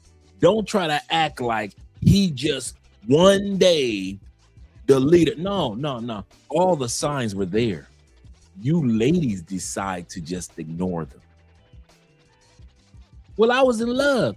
I don't love nobody enough to ignore the signs. How many times have we heard about women going downtown, get the restraining order, and as soon as the restraining order is in place, he's over at the house beating her back in, tearing that coochie up? How many times we heard about that? How many times have we heard that the reason why the states had to change the laws for domestic violence, the reason the states had to change the laws and the states started pressing charges instead of waiting for the woman to press charges? Because of what? Women will call the police. Women will get the crazy dude arrested. And what will women do? Drop the charges or don't show up for court. Over and over, all throughout the 70s, all throughout the 60s and 80s. Police had files on women and men, domestic violence this thick, because the women will call the police on the dude, get the dude arrested for the umpteenth time. But when it was time to show up for court, or when it was time for him to be arrested, when it's time to press charges, she ain't showing up. So the states had to change a law and say, we'll press charges ourselves. Don't worry about it. Just give us the police report. What happened? Okay, what else? Okay, and then he what? Okay, and then what else? What'd you do? Okay, can I see your face? Oh, you got scars on your face, your neck? Okay, cool. Now they arrest them, and the states have to do what women will never had done. They would have been getting knocked upside their heads if it wasn't for the courts changing the laws. In other words, ladies, I am not trying to hear. It is sad. It's sad that these ladies have gotten deleted by the hands of their baby fathers. But for y'all to think that we men are naive enough to think that that's the first time he ever did something violent, the last time? The first time was the last time. The first butt whooping that you received was the last butt whooping you received. I was too scared to leave. No, you weren't. No, you weren't. You had enough sense to get a restraining order. You could have did something. But no, he was still beating that coochie up even when y'all got a restraining order. I was too scared to leave. Okay, if you're too scared to leave, how come back in the day y'all still wouldn't leave? All y'all had to do was press charges and show up to court. He'll be gone for 3 years. How come y'all didn't show up then? You could have built a whole new life living in a whole new city, you and your kids, in the 70s and 80s. He gone. But y'all wouldn't even press charges then. That's why I don't buy that. I was afraid. I was scared. So many women are afraid. I don't even want to hear that mess. Because you could have pressed charges and did something about it, but you kept dropping the charges. Let me go to the super chats real quick. Shout out to you guys. Shout out to my brother, Crypto Jack. He said, need to leave them alone in the States, gents. Absolutely correct, man. Kofa says this. He say, oh yeah, I looked at that one with Kofa. But he also says this with the $5 love. She was the setup queen, setting up the robberies. That's the crazy part. She was the one that was setting dudes up to get robbed, and yet she wants to go to court, and then he started. He deleted her. We're gonna talk about that in a second. She was the setup queen. They robbed together like a Bonnie and Clyde. This was in Montgomery, Alabama, where I'm from. His sister came out and told it all. Wow. Shout out to Montgomery, Alabama. International Quiet Storm said this with the $10 love. He said, in the words of Obsidian Ali, shout out to Obsidian. He say, these are the women who will suck and fuck the worst of us, but then want the best of us to come clean it up. I will not be the cleanup man. You say playing stupid games, well, you know the rest. You know the rest. And my brother Vic, shout to Vic in the building. Shout out to you, man. He said, "What's up, Dre? What's up, Drea?" She in the room. She got a cold. She got a cold this week. She doing good though. Drea in chat. He say these women here in the States are what my Marine Corps boot camp drill, or what my Marine Corps boot camp instructors used to call us: nasty, undisciplined things. He said, "I'll never date here again. Never, never." Never, bruh. It is dangerous, man. As for this guy right here and the gentleman we just saw, I want to just give a disclaimer. I mean, not a disclaimer, some words of encouragement to you younger brothers. This too shall pass.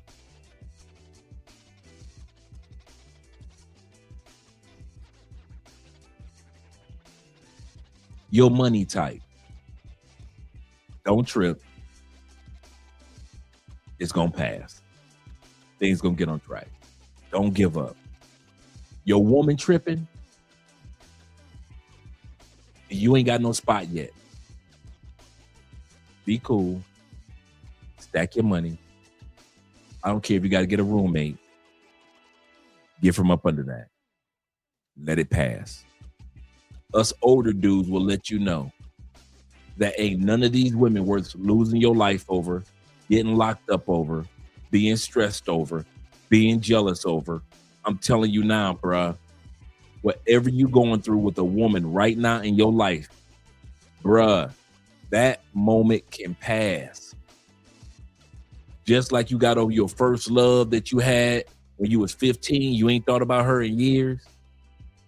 That moment passed. Us older dudes are here to tell you, all of these things that you experience are just small little chapters in life. Don't throw the rest of the book away because of what you are going through in this chapter. I want to say this again. Don't throw away all the unwritten pages of the chapters of your life because you are in the middle of this particular chapter right here. You might be going through the chapter of loneliness. You might go through right now being the chapter of just being super busy with your life. You just ain't got no time for nothing else. You just come home, do your homework with Theo, and then you go to sleep, you go to the gym. You just in that chapter of just being busy. It is just a chapter, bruh. It's just a chapter. You might be ready to relocate outside the United States. Bruh, live this chapter. The next one is on its way. But don't throw the whole book out. These young men, man, don't be one of them dudes that's self-deleting. Don't throw the whole book out. You got a whole bunch of empty pages, a whole bunch of pages that have not been written. Some of you dudes, you are in your 40s and you don't realize you ain't even in the fifth. You're not even in 1/5 of the book of your life yet. There are a bunch of empty pages still left that God gonna write some stuff in, bruh. You just so happen to be in this chapter. This chapter has to happen to help you appreciate and enjoy the next chapters that are gonna come. But don't throw yourself away. Don't be depressed, sad, mad. I know it's not easy to live in this particular chapter of life that you're in, but I'm here to tell you, bruh, it's just a chapter. It's not the whole book. Us older dudes can tell you, we got encyclopedias. We ain't just got books. We got encyclopedias of a life experiences.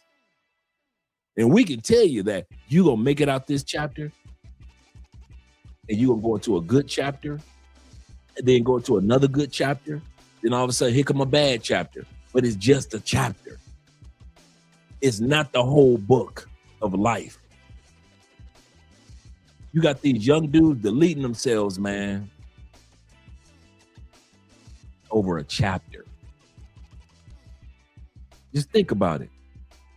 These men will never come back. This is it. The women will never come back. That's it. Over a chapter. It wasn't like this man was going through, the dude that deleted his girlfriend and then deleted his wife. It wasn't like he was going through that for 30 years, right? This young man right here, it wasn't like he was going through this one right here. It wasn't like he was going through that for 30 years, was it? What about 10 years? Was she just snitching on him for 10 years? So she wasn't? Okay. Take it from a dude that was incarcerated for 10 years. When you think that you are going through that chapter and life is over, I can tell you, I reflect on that chapter now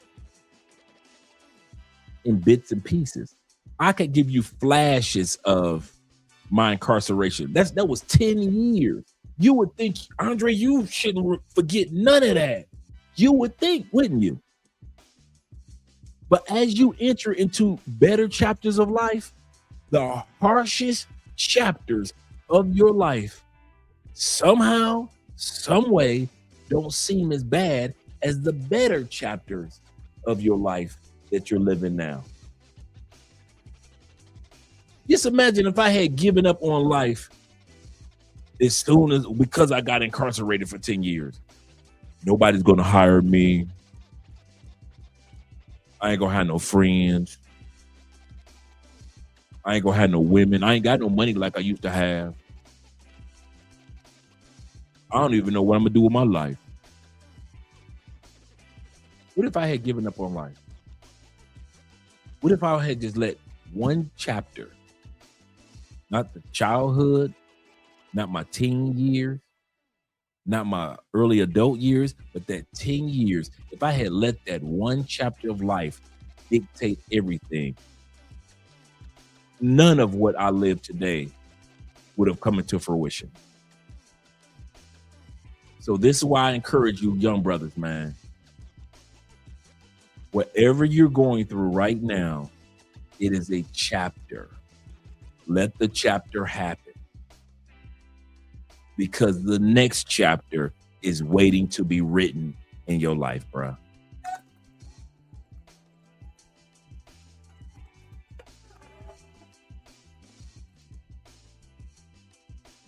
He said, you got me standing in the middle of the floor of my apartment, dripping tears. He said, I'm because, shout to Nate. He said, I'm this because I used to be in the American government system and not at peace. And it's just the chapter that you're in, bruh. That's for all of us. Bruh, Andrea always wondered why I don't get stressed out about stuff. You know why? I learned that life is a book full of chapters. Bruh, if me and Andrea have the most wonderful moments, let's say in the next 5 years, I crack $5 million, right? I have enough sense to realize that experience is just a chapter. You know why? Because in the next 5-6 years, one of Andrea's parents or grandparents, her grandmama is 94 years old, 95 actually. Do you think at 95 and she's bedridden right now that she might pass in the next 5 years? 3 years? So even though Andrea and I can celebrate a chapter of making $5 million, it's wonderful. The next chapter of her losing loved ones, we got to ride that chapter out too, don't we? Each stage is a chapter for men. Bruh, I've already lost my mom, my dad, grandma. So I know when it's time for her chapter to go through that. I know how to maneuver through that chapter. You know why? I experienced it already, right? But that just because I experienced it don't mean that chapter ain't coming, right? So even if the chapter that you guys are in today is fruitful, it's blessed, it's wonderful, all things are good, you still have another chapter coming. And that one might be fruitful and great and wonderful and good. And then your next chapter of your life could be wonderful and good. And then all of a sudden, boom, you lost a job, a loved one. Your plans to relocate to another country have to be deferred because you have things to take care of. The family's good. You ain't lose a loved one. You didn't lose your job. It's just that you realize, man, I want to leave in 5 years, but I got so many responsibilities. I'm going to have to push it back 2 more years. That chapter is going to happen. It's going to happen. I'm in Theo's classes with you guys. Many of you guys have graduated Theo's classes. You started right when I started. You finished off your certifications. You've been hired. You guys are making good money. I haven't done that yet. But this is just a chapter. My chapter of life is not dictated by the success of your chapter of life. You're going through a success chapter. I'm still in the middle of class studying chapter. I'm doing my homework chapter. I'm scratching the back of my neck. What is that chapter? Right? It's all chapters. Don't throw away all the empty pages in the book. Don't tear the pages out of the book. I'll give up. No, don't do that. It is your job and responsibility as a man to live each chapter, the good ones, the bad ones, and the ugly ones. You are a man and you were built for the book. You were built to write this book of life. You wouldn't have been sitting here if you wouldn't even made it to this stage of life. You're 27, you wouldn't have made it through 27 if you weren't built to make this book. You 43, you would have never made it to 43 years old if you were not built to write the book of your life. Some of us are 60 and you're like, man, I still wish I ain't gonna be able to get out of the country until, I retire. So be it. You made it to 60 plus years old writing the book of your life, bruh, and it's still a bunch of empty pages. It's still a bunch of empty pages. You like Colonel Sanders. Some of us are going to be like Colonel Sanders of Kentucky Fried Chicken, who didn't start that restaurant chain with the stolen recipe till after his 60s. Some of us are going to be like Warren Buffett. 90% of the money you're ever going to make is going to happen after you're 65. Like Warren Buffett. Some of you guys are like Bob Proctor. You're in your mid-50s. You think life ain't got nothing for you. You're trying to sell. Think about it. You're Bob Proctor. The guy that founded McDonald's. The McDonald's that we know. Not the McDonald brothers. You ain't making no money. You going across the country selling milkshake machines in your 50s. You are crossing the country selling milkshake machines. You do not look like a success in life. You go and sell machines to this restaurant that two brothers own, and you're looking at the lines are down the street. And somehow, some way, you've convinced these brothers to bring you in on the restaurant business. And fast forward, before you die, you've got a global McDonald's franchise. But he had to live the chapter of selling milkshake machines, looking broke, going from state to state, restaurant to restaurant, feeling bad. Nobody's buying a new milkshake machine when they can buy a used one.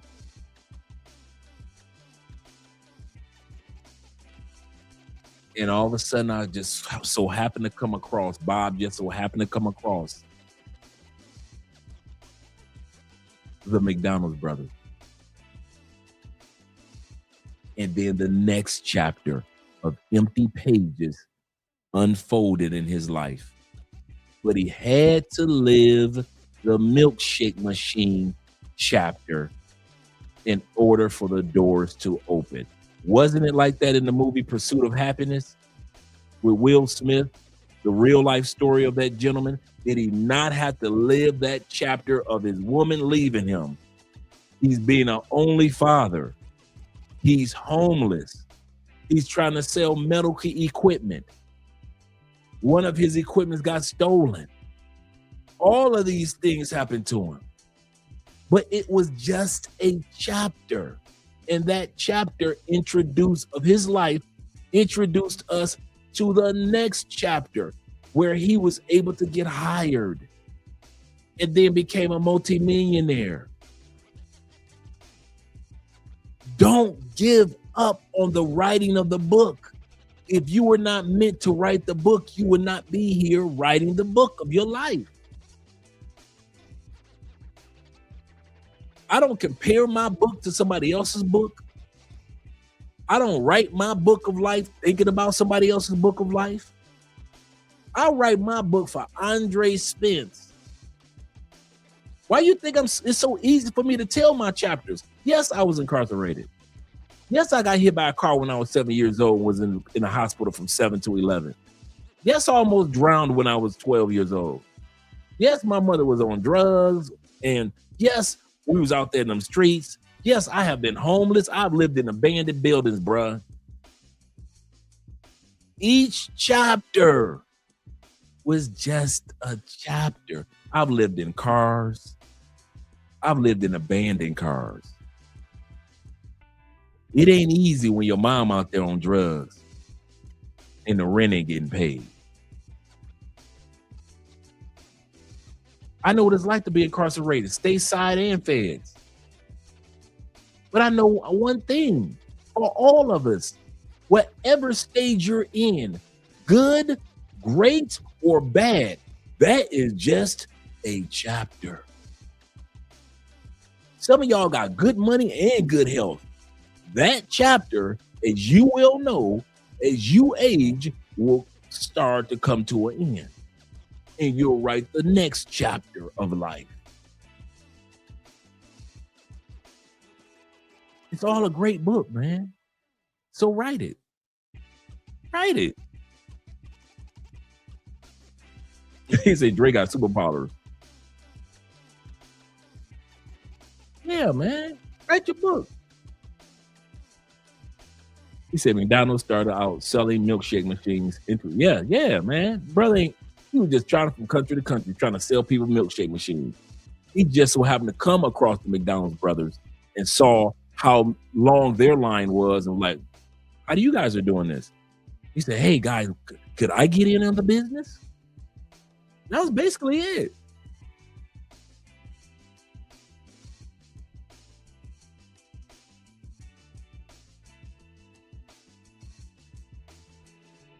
There were two guys lost their job They both were family men. They had no responsibility. I mean, they had a bunch of responsibilities and no job. The only way they could do was hustle. They started going to the junkyards, getting old lawnmowers and old, lawn equipment, repairing the lawnmowers and selling them like people sell used cars. And they kept flipping. They kept flipping. Years later, them same dudes formed what we know as Home Depot.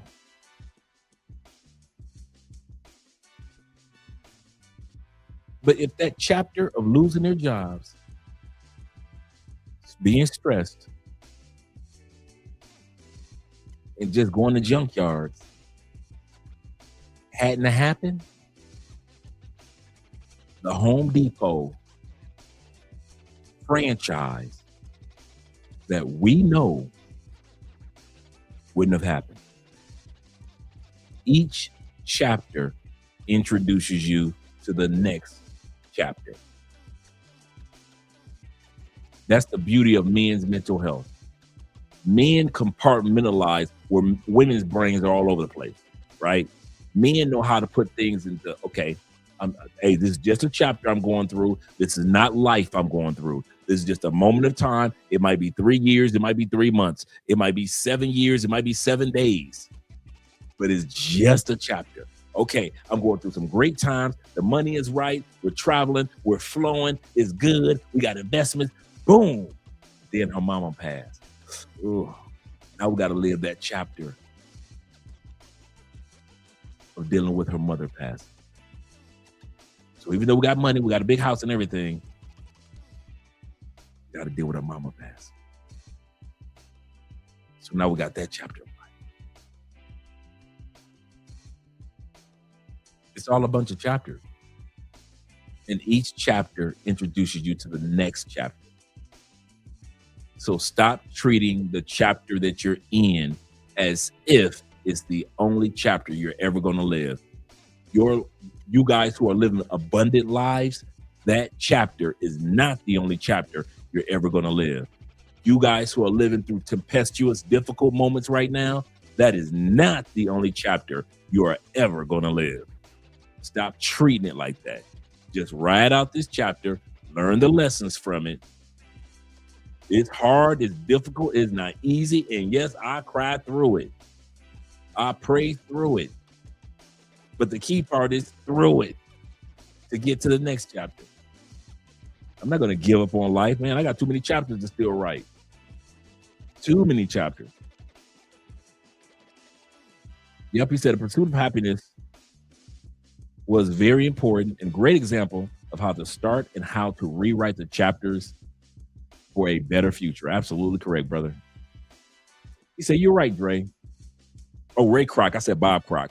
But Ray Kroc had a few people who didn't even comment or who didn't even commit to using his milkshake machines daily. He decided to opt out of that part of his life, that chapter of his life, once he met the McDonald brothers. Absolutely correct. Shout out to Jay Fleming in the building. Jay is having a good day. Jay is having a good day. He said, yeah, our health, our wealth, our happiness, and watching who we're around. Absolutely correct. So let's continue on with the video. Let me be quiet. Her, not you, not the children involved, nobody. All because somebody couldn't control their ego long enough to face consequences for their own actions. And I don't care what nobody say. When you hurt innocent people, then take yourself out to avoid accountability, that's coward behavior. They're still finding black men hung in trees. Still. In 2026. But nothing's being investigated. Nope. Because I've seen so far 3 prevalent, 3 that I know of, 4 that I know of in the past 3 months.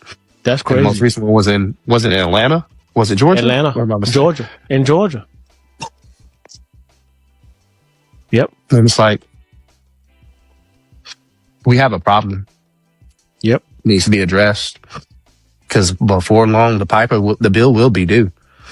The piper's gonna want the piper. Someone's gonna have to pay that piper. Look how deep in the twist they got us. Gang banging. We taking out all of the strongest, toughest, hardest black males we got. Human hunting each other. They don't even got to do nothing. They just sit back. Abortion. We getting rid of ourselves before we even is born into the world. On top of they turn the women against us with feminism and giving them corporate jobs, giving them money, which makes them feel like they don't got to listen to niggas. They don't got to listen to the black man no more. So now the women is against the black man. Then the women program the kids to grow up and be against the black man. And then the black man got to go outside and fight the self-hating black man on top of having to fight the racist whites, Hispanics, Asians, Cambodian, Indian, you name it. Damn near every race on earth is programmed to go against the black man. So the black man has no allies. Why is it that we as black women feel comfortable checking black men, but the moment a black man checks us, we call it misogyny, control, or toxic? Don't scroll. Let's talk about it. Why does it seem like accountability only applies when we're the one giving it? We criticize black men, drag them online every day, talk about how they lead, talk about what they do, what they don't do. But the moment a black man says, sis, you out of line, or start calling you out on your bad attitude, all of a sudden he's bashing women.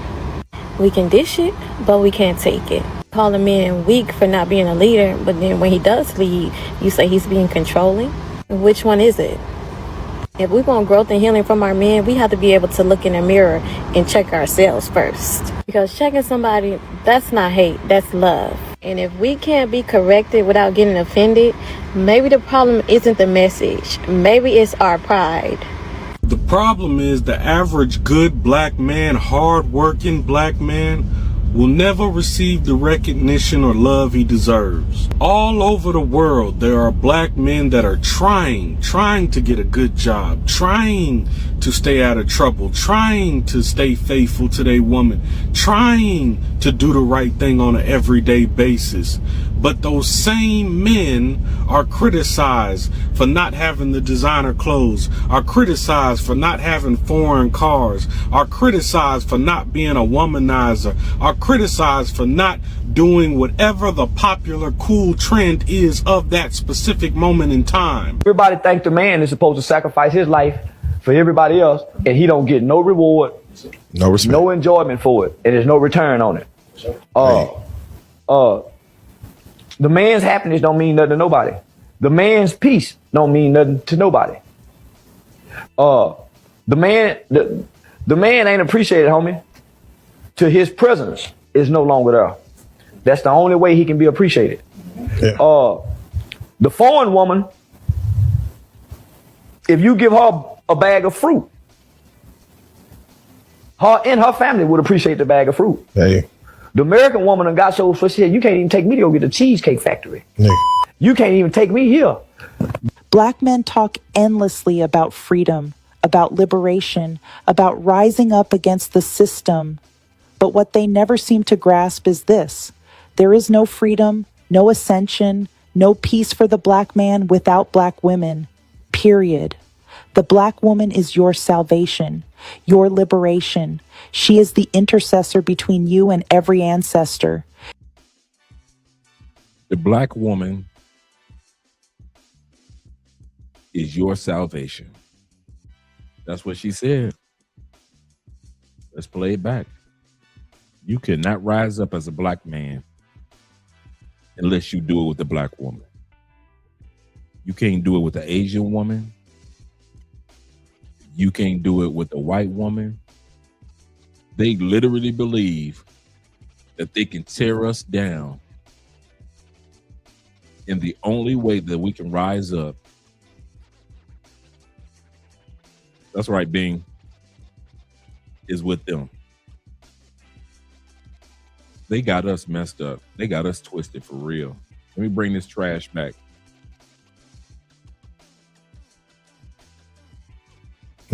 You can't even take me here. Black men talk endlessly about freedom, about liberation, about rising up against the system. But what they never seem to grasp is this: there is no freedom, no ascension, no peace for the black man without black women. Period. The black woman is your salvation, your liberation. She is the intercessor between you and every ancestor. She is the reason you survived the ships, the whips, the lynchings, the jails, and the streets. She's the reason. She's the reason, Vic. Shout out to my brother Turkish Tyrone in the building. She's the reason. Oh, not us. Not God. She's the reason. She's not the reason for the downfall of the man. She's the reason that she's the only reason that you can have an uprising, that you can be somebody in life. IMF says, Keisha and the Zest crew want black men to vicariously live through them. I know, right? They don't want black men too happy unless it's through the emotional validation. You know what? That's a good way of putting it. The emotional validation of Keisha and the Zest crew. That's why they hate the Passport Bros. Absolutely correct. They believe that our joy and peace could only happen through them. They think that they are the only avenue in which men can be happy. Yeah, she tripping. Wrong. God is black man's salvation and everything. Not you black women. Big brother in life in the building says this. He say, how is she my salvation when she deleted 20 million plus since 1973? I know. All them abortions, and then all of a sudden she's the salvation.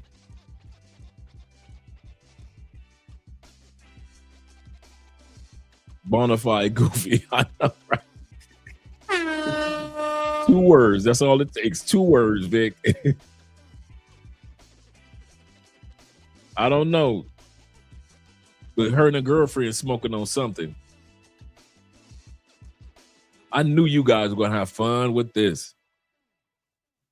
Yeah, it might be 30 million. Yes, to 2026. That's true. International Quiet Storm. That's true. He said, for American black women, such saviors, ask them why they choose horrible dudes. They can save everybody, but they can't save themselves from horrible dudes. Use the laws against us and hate on black men when we are doing our best. That is so true. Jeffrey says this. He says, sad part is that she believes this ish. She does, Jay. She does. She believes it, man. Shout out to the Meeker Love in the building. Sorry I'm late. For some reason, I didn't get, you know how YouTube is. They're kind of iffy with the notifications. Let's continue on. She's the reason you have any fight left in you at all. Yet you use the very systems that broke us, patriarchy, misogynoir, and sexism, to keep your feet pressed on her neck, to silence the only force that could ever deliver you. Let's get real. You quote, provider, protector, and leader, but you've missed the lesson completely. The role of the divine masculine isn't domination. It isn't ruling with an iron fist or dictating from a dusty throne. Your sole role is to protect the black woman. I'm a 38-year-old black man in America. I made it. Before he goes into it, Meeker loved. I'm gonna play that tonight, and I'll find out what the title of the song was. Actually, because that was the Blasian outro that we did. The group that's singing, you're gonna hear it again tonight. Those are Asian dudes singing R&B, old school 70s R&B. So when you hear the singing, you think it's brothers. No, the whole sound is an Asian group that's actually doing the singing. So I'll find out the information about the song. But yeah, bunch of Asian dudes. And what I did was I put that on. Yeah, I thought that was AI too. I thought the same thing. But the message is still the same, right? But since I did the Blasian outro, I figured I came across that song and I was like, what? These are Asian dudes that are singing like that? So when you hear it tonight, you're going to realize, like, wow. Yeah, Asian dudes that sung that song. I'll play a little bit of it, guys, so you guys will know what we're talking about. I'm going to play just a little bit of that outro right now so you guys will know what we're talking about. And when you hear it, you're going to hear Asian dudes. Give me a second. Scroll up.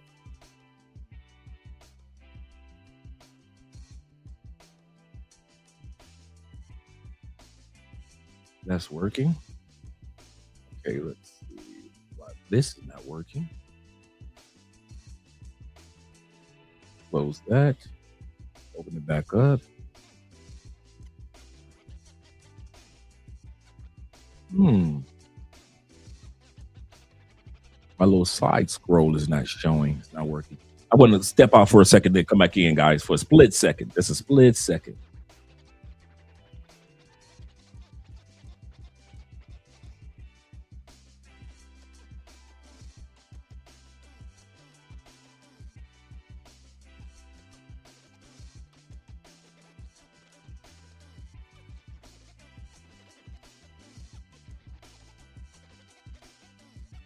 All right, I'm back. There we go. Got my side slide. So we were just talking about a particular song. And so when you guys hear this, I'm not going to play the whole thing, but when you hear this, these are actually Asian guys singing.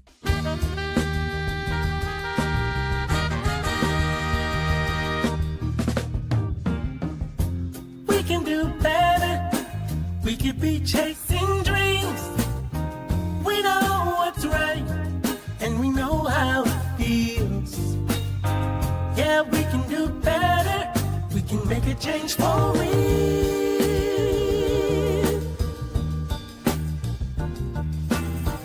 Yeah, we can do a lot better. We can be facing fears. We know what's up, and we know how to get there. Yeah, we can be stars. We can be the best. Just put us to the test and we'll show the world there's another way. If we just try a little every day, we can make it better.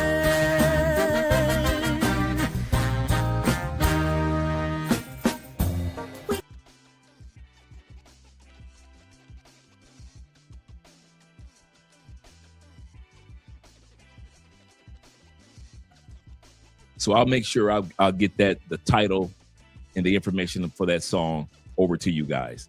Let's get back to the video. Let me pull the video back up. Let me pull the video back up.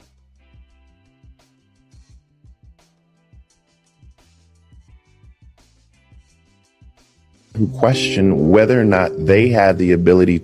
Some of the brothers leaving just the salespeople.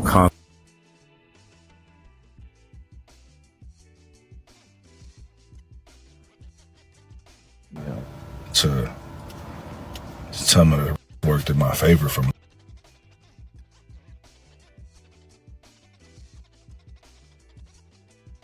I think one of the greatest gifts I ever gave.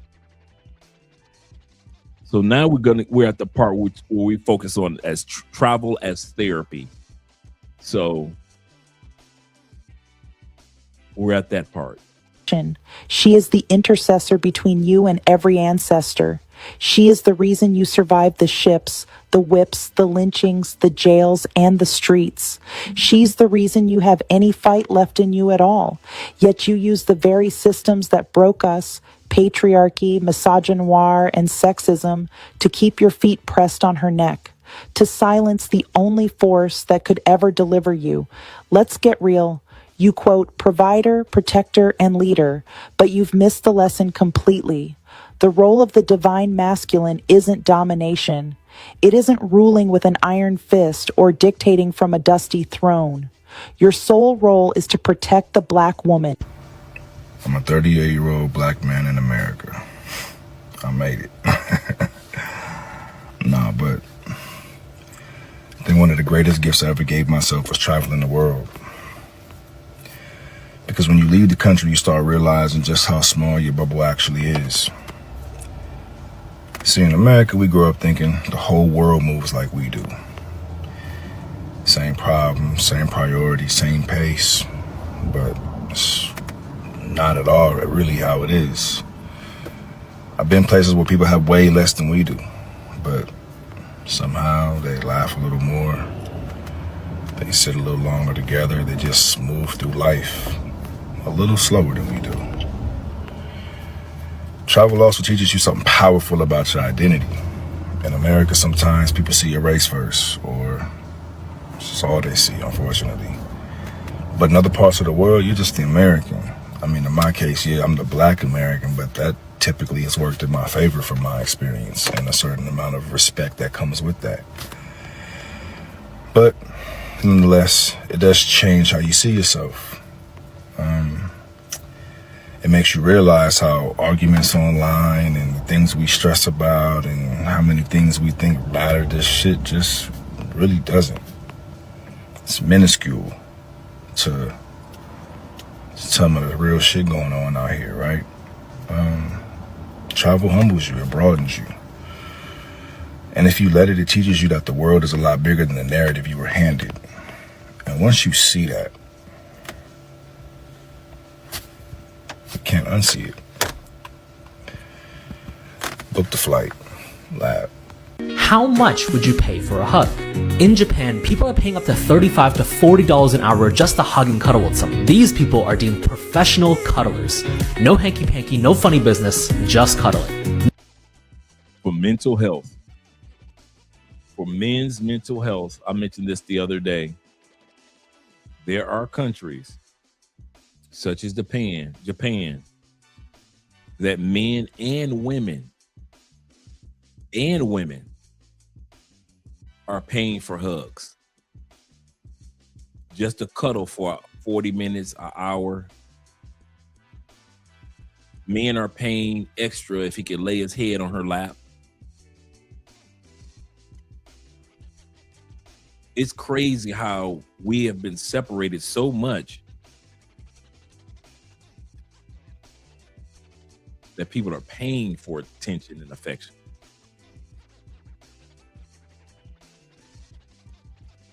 Now, you might be wondering, why would anyone pay for a cuddle buddy without any, benefits? Well, interestingly enough, it's been shown in many studies that physical touch can actually reduce stress and improve both your physical and mental health. This is done through the release of dopamine and endorphins, which are essentially your brain's happy drugs. And in Japan, where the corporate culture is strict, the hours are long, and less importance is put on marriage, young people are looking to these services to kind of help them recoup and recover. Although the service seems super weird at first, I think it ultimately makes sense.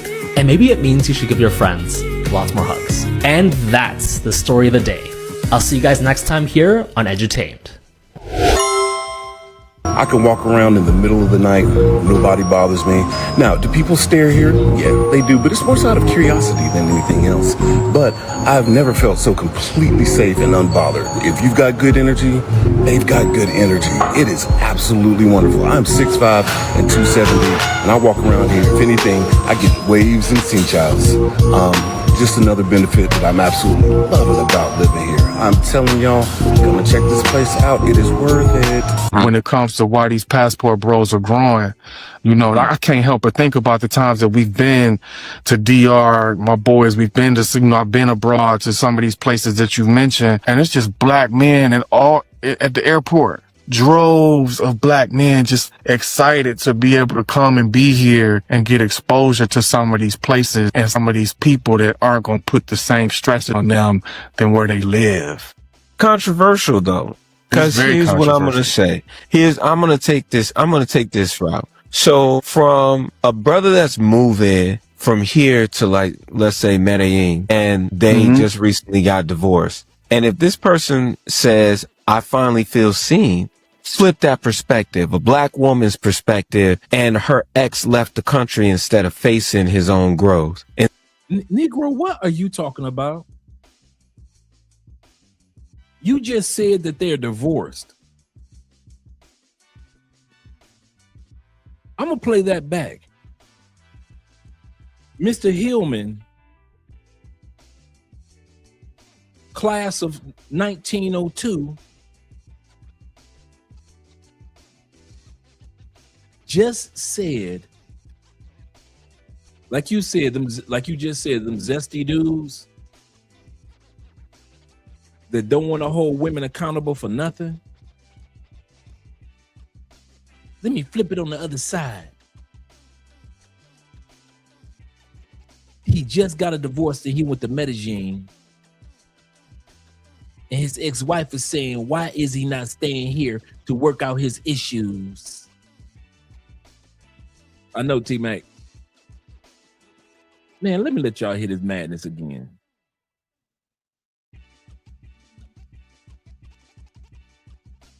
Man, and all at the airport, droves of black men just excited to be able to come and be here and get exposure to some of these places and some of these people that aren't going to put the same stress on them than where they live.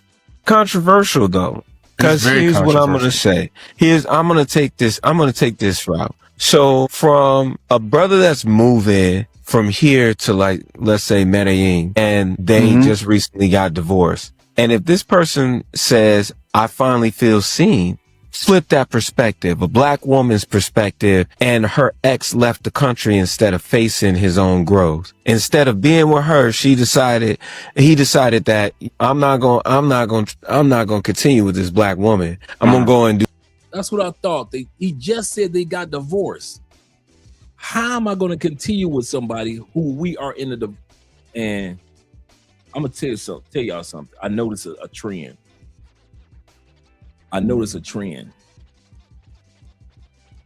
The dudes that usually talk like this are usually fathers of girls, married men, the LGBTQ that got a female friend, or a dude that was raised with a lot of sisters. See, if you agree with the passport bro movement, then that means that your daughter might not have anybody to choose from of quality men when she comes of age. If you agree with the passport bro movement, that means that you're saying your aunties, your female co-workers might not have as huge of a selection, even though we only make up a small pool. In their minds, we're a huge pool. We're less than 1%, but the way that they talk about us, every man is a passport bro. And so they look at us as a threat to the opportunities that their daughters or sisters or aunties or female co-workers would be able to reach into that pool and find one of us. I've noticed that pattern over and over again. I've sat back and I've watched it for a few years, and I'm like, that's why Anton Daniels is anti-passport bro. He's a father of a daughter. I notice whenever I see fathers of a daughter, they all talk like this. A man that was raised with a lot of sisters, they all talk like this. And quite often, a man that was raised with single mothers, often, not all the time, but often talk like this. Why? Because they don't want to happen to them being raised as a child from a single parent to happen to other people or other women. And so they are anti-passport bros. Always, man. Always. It's always backtracked to there's a woman or a young lady in their lives that they're trying to protect. You say, Andre, I'm a father of a daughter. And you say, I don't think like that. But the sad part is others do. Others do. Jeffrey, the father of daughters, but he ain't thinking like that either. He say someone gave him a Hillman, gave him a shirt. He ain't go to Hillman. They just gave him a shirt, and now he's trying to kick knowledge. Kane.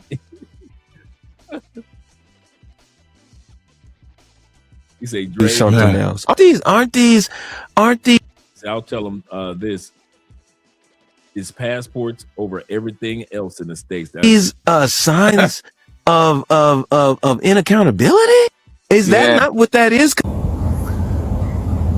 All right, so I wanted to talk to you guys about what it's like moving to Thailand and living in Thailand as a black man. I've heard a lot of people talking about this lately, but I haven't given my take on it. The most amazing thing is the amount of relief you feel being out from under the pressures of racism. I don't experience racism here at all. Here, I'm not a black man, I'm an American. And that's the first time that I've really felt like just an American. Don't get to feel that way in America. In America, I'm always conscious of being a black man. I'm not allowed to forget that. When I get on an elevator with a white person and you see the nerves, you see the clutching of the purses, you see the nervous smiles. When the cops pull up, when I just hear a police siren, the feeling in the pit of my stomach, if I get stopped by the police, the feeling that this might be the day that I get shot and killed. Walking into a department store and having security follow me, or even just the salespeople constantly vigilant. On and on and on. So many things. The other thing is the lack of crime here. I've said it before, you've seen me say it on different videos, that I don't even own a bike lock. I ride my bike everywhere. I leave it at the mall, leave it at movie theaters, coffee shops, restaurants. Don't even own a bike lock. I don't have to worry about things getting stolen. If I leave my wallet on a table, I could come back 2 hours later and it's still going to be sitting there. If I leave my wallet at a coffee shop, whatever, leave my shopping bags or whatever, I could walk away for 2 hours and it's going to be there. I mean, I'm sure there's crime. I'm not naive.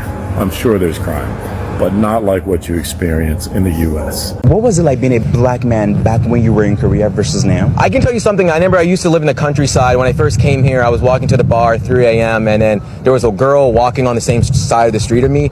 And I was just like, man, I already know she's going to cross the street, like big black guy walking. I was expecting it, but then she just walked right past me and she said hello.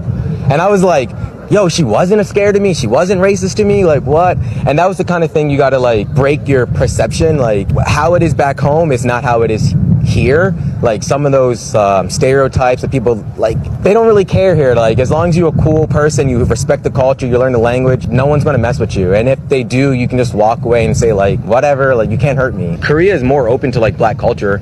Like everything, the top model is black. The top male model is black. What's it? Han Hyo-min's black. Jenny's black. Like, yeah, they might do blackface once in a while, but besides that, like, they're more open to black, like, they're embracing black culture a lot more here, so, I don't know, it's chill. For some of the brothers, leaving was the thing that let them start that internal work. Now, you know me, I've always said, even on this show, that I feel like you need to do that work first. You need to have that foundation. You need to at least know who you are before you decide that you even want to get up to go somewhere. But sometimes there are individuals that are sound enough to be able to make that decision to leave. You know what I'm saying? And go into an environment where they are actively, healing, actively attacking themselves in a way in which they can figure themselves out. Sometimes you need that space to breathe before you can do all of that work. And that's not really running. That's just like triage. When you think about it, it's more like triage. I think that's a great comment. I think that's a great comment. We talk about everybody that even in the comments, we talk about when you go abroad, there's this common word theme is called peace. And I think it's a whole lot easier to work on healing when you're in an environment where you feel safe and there's peace. And at the end of the day, I think that's one of black men's highest values is I want peace. Before we go any further with the video, let's talk about the locations. These guys are talking about that black men go to different locations. Well, let's talk about those locations that black men quite often, or any man, not just black men, any man often goes to. We're going to go through the list real quick. These are the countries that men quite often go to for happiness and peace, for mental therapy, if you will. Number 1, Portugal. Great for self-esteem and freedom from masculine pressures. Number 2, Thailand. Ideal place for peace, social networks, and personal growth. Number 3, these are no particular order, Philippines. Great for support systems, low cost of living, and pursuit of happiness. Number 4, where men travel to when they just want a peace of mind. Now, we know everywhere we go to, the ladies are there, but I'm not talking about the ladies tonight. Brazil. Brazil is often great if you want to be a person that gets comfortable with building new networks of friends and relief from stereotypical social pressures. And it helps strengthen your self-esteem. Colombia. Colombia helps an individual when it comes to pursuit of happiness, personal growth, and in some cases, career pursuits with online opportunities. Spain is number 6. It boosts peace, community, especially in Spain, and mental stability. Next, Czech Republic, Prague area. Great for social expansion, and because it's just you out there sometimes, it really does build your confidence. Next, Mexico. Mexico, low cost of living, take away the mental stresses of cost of living or finances.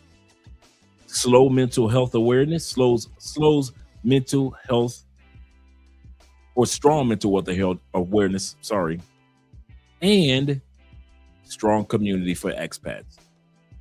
Malaysia.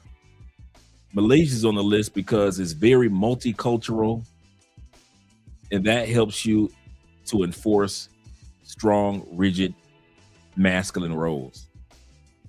Greece. A lot of guys go to Greece for peace, freedom from pressures and stereotypes. Next one, surprise you, Rwanda. Rwanda is a place where men can feel, not the old Rwanda from back in the day, but now men can feel a reduce of anxiety and forward-looking cultural hope and personal growth. Namibia, I hope I pronounced that correctly. Namibia, did I say it right? Namibia.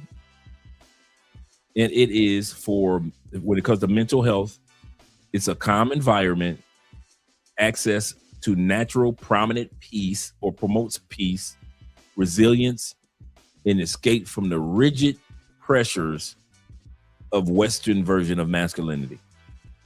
Ghana's on the list. Directly supports you by building social networks, help you build social networks. And from building social networks helps you build self-esteem. And those were the top countries that men go to. And now there are others, of course, Indonesia and so forth and so forth. But those are the main ones that men go to in order not just to have fun, not just to party, but to find locations of peace. Some guys live in areas of that country, but they live in a more rural area instead of the big, busy urban areas. Tim say, no DR? No DR, brother. No DR.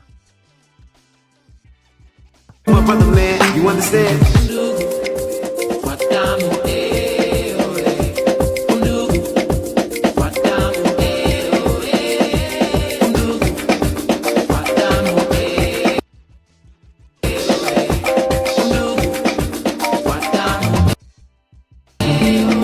But I can say I do love Thailand. It's an unbelievable place. Any black man that has the ability, the time, and the capability to do it, man, travel outside, especially Thailand. You'll realize that America the only place that treats you bad for being black, and everywhere else treats you good. And it's a crazy experience to feel, to be treated good for being black instead of treated like we are here. Living as a black man in Budapest. So I've been here in Budapest for like the last month or so. Here are the top 3 things that I have experience with since I've been living here. First thing is honestly the people. People ask me all the time, you know, what's it like living in Hungary, in Budapest as a black man? How do they treat black people here? Honestly, I've never had any problems. Honestly, had great interactions with Hungarians, despite what you might think. Being one of few black people here, I probably see one black person every like 2,000-3,000 people, bro. I ain't gonna lie. I've had a great interaction with Hungarians. They've all been super kind to me, and they've all been super receptive. As long as you just give out good energy, the people in return are gonna give good energy back to you. People will look at you and they'll make their stereotypes. Once you actually talk to people, you realize that everyone's nice, man, compared to other places. You know what the funny part is about this video? He's in Hungary. He says, you know, you don't see brothers that often. But then you got the brother dancing in the background that kind of like throws off his point of view. You know, you don't see brothers that often. But I'm looking at the brother in the background just having a good old time. Let me bring that one back. That was funny.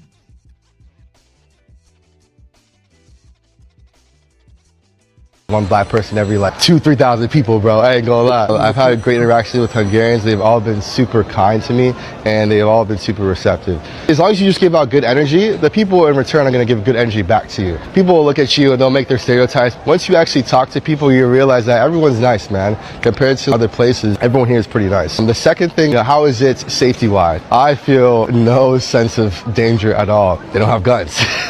So I can just walk at night on the street. I don't feel any danger. The third thing is lifestyle. As soon as I touched down here, I was walking 10,000 steps every single day. I honestly felt so much healthier because I was out in the sun. I'm walking every day, working out, I'm eating good. Lifestyle is so much better compared to the US, where you have to drive everywhere, go from work to home, just in your house all day. Whereas here, it's such a walkable city. I'm out walking every single day, and I'm honestly just so much more active. Just leave some comments down below. I'd love to hear what you would like to know as someone like me who's living in Budapest and their experiences. My name is Jay, the VCA. I live here in Nairobi, and I live on $2,500 a month.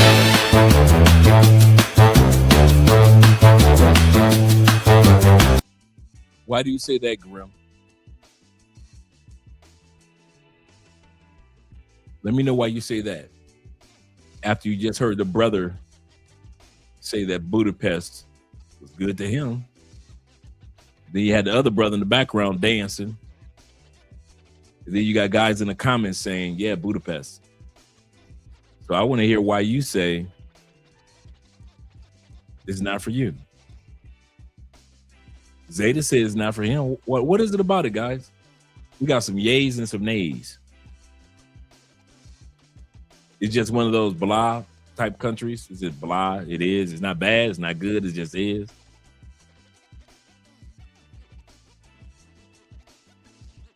He said, I've been there. Had a terrific time in Budapest. Budapest. Okay, Quiet Storm said Budapest was great to him. Yeah, I'm waiting, Grim. Don't just be throwing stuff in the comment section and then you. Oh, you already answered it. Your name is Grim. Like grimacing. Like Grimace with Sesame Street. You're a grouch. We get it now. We get it. We understand now. It's all in your name. Don't nothing make you happy. Nowhere you go make you happy. You can't find peace. You can't find peace taking an ish. There you go, Grimace.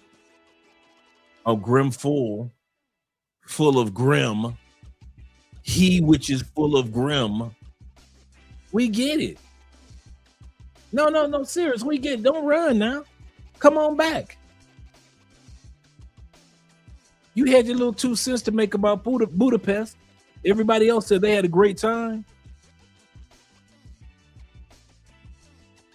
Well, if my name was Grimful, man, there ain't nowhere on the planet I could go to have a good time. I'm gonna tell you that now. If my name was full of grim, he which is full of grim, full of pain and disappointment, grimacine, man, I feel the same. I wouldn't go to Thailand without feeling like I'm full of grim. Man, I'd be getting off the plane holding my stomach. Oh my God, they got a bathroom in here? I'm full of grim. Dude, if I was you, I understand. Dude, what you have for breakfast? Some grim. What? Yeah, I had some more grim. I thought I was about to have a good day, but after I ate my full essential vitamins and minerals, part of a complete breakfast, my grim cereal, once I ate my grim, I knew how to be a jerk again.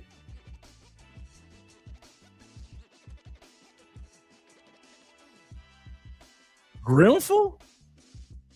There's like 20 billion names you could have named yourself on YouTube, you know. You named yourself full of grim? You could have called yourself anything. You could have just called yourself melancholy, slothful, awkward. You decide to call yourself he which is full of grim. So that's why you would sit to the planet, to just be full of grim. I've met people who was full of shit, but this is the first time I've met a motherfucker that's full of some grim. How does it? Do you have to sleep on your side when you full of grim? How does that work? Do you pass it? Is it like a gallbladder thing, a gallstone? Is it what type of? How do you feel when you full of grim? I mean, do you just go? You say, you know what, man? Everybody else got vitamins. You got a grim? You're like, hey, I'm advertising grim today. It's part of a complete breakfast full of 8 essential vitamins and minerals. What you eat it with? Do you put your grim on toast? Or does it come in a sauce and you just put it in like spaghetti sauce? How the hell you eat grim? How the hell out of all the names you could have named yourself and didn't realize that every time you call yourself that and speak those words into the universe, that's exactly what you are? You didn't think about that yet? So you ain't think about that people's gonna look at you as grimace, grimacine, mean mug, angry, perturbed. You could have named yourself Perturbed. Mr. Perturbed. You need to change your name. Grimful? He which is full of grim? The hell wrong with you? You named yourself sadness on purpose? You named yourself depression, melancholy, hurt, disturbed on purpose? You could have lied and said that you was happy about something in life. You could have lied about you being happy about something. Like, ain't nothing about your life happy? Nothing. Everything that you do is full of grim. You work and it's full of grim. You have sex with your woman. You ain't happy with the sex because you like, man, this bitch got me over here grimful. Ain't no female suck yo ain't good enough to where you was no longer grimful. You ain't never had one good dick sucking where she just slurped up where you was like, oh my God, she is sucking it so good. I am no longer grim. You telling me after you bust in a chick mouth, you was still full of grim? After you got your paycheck deposited to your bank account on a Friday, you still full of grim? Everybody else got paid feeling good, and you still full of grim? You ain't seen your best friend in forever. Your boy done showed up. He got beers and cigars. You still full of grim? You met a chick at the club, a baddie. Met her in the gym, looking good. Got her Instagram and phone number. You still full of grim? Hey, let me ask you this. How much pussy does it take for a dude to get to no longer be grimful? Does it take 5 pussies, 12 women? Did you have to fuck 14 women? When do you get to the point in life where you just ain't full of fucking grim and mad at everything, just hating and trolling on your own life? You just look in the mirror, be trolling. Fuck you. How you gonna look in the mirror and troll yourself? You just be in the shower, peeking out the shower curtain. Fuck you. You just full of, you just don't like you, do you? Man, here's what you gonna do. As a grown adult man, you need to change that name from Grimful. That is not your last name. That ain't your forefather's name. Maybe it was. Maybe your granddaddy was a grimful motherfucker. Maybe your uncle was grimful. Your daddy was full of grim and shit. And they passed that evil ass spirit onto you. And all of a sudden you run around just a grimful, grimacing motherfucker. You just walk around angry at everybody. Anytime you see somebody talk about something that make them happy, you just mad in the mind. How the hell you gonna get a promotion and I did? You just started this company last week. Oh, I deserve a promotion too. You just angry at your own self. How you gonna be depressed with you? How's your day going for? It's going grimful, like it did yesterday. It's just a grimful ass day. The sun is shining. There's a rainbow right there. Damn that rainbow. Anytime you put sunglasses on for a rainbow, not the sun, you don't want to see the rainbow. What the fuck? Damn that rainbow. I don't need to be looking at no goddamn rainbow. I don't want to see nothing in the sky that look lovely. You wear sunglasses at night so you don't see the stars. You want to be angry at everything. You need everything pitch black. You got black curtains all throughout the house. How the hell you got black curtains in the house? Black curtains, black couch. You got a black motherfucking refrigerator, black stove. You only got a black dog, black cat. How you got a black parrot? I didn't know they had it, black parrots. Your ass in the house got a black parrot. Everybody just everything just sad in a motherfucker about your life. You got to wake up every morning and just ask yourself, now, why am I still here? What? Why? Oh, I'm that grimful motherfucker. That's me. I'm just full of grim. Full of grim. Some people got gout in their leg. Your ass got grim. You gonna be an old motherfucker. They don't have to cut, sir. Our diagnosis is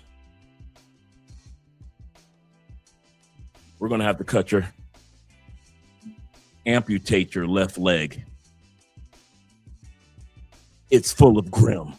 No, not grim again. Yes, the grim has spread from your liver to your left leg. We're gonna have to amputate. What? Y'all amputated my right leg. You said my right leg was the only one that's full of grim. No, we thought that we caught the grim, but it spread.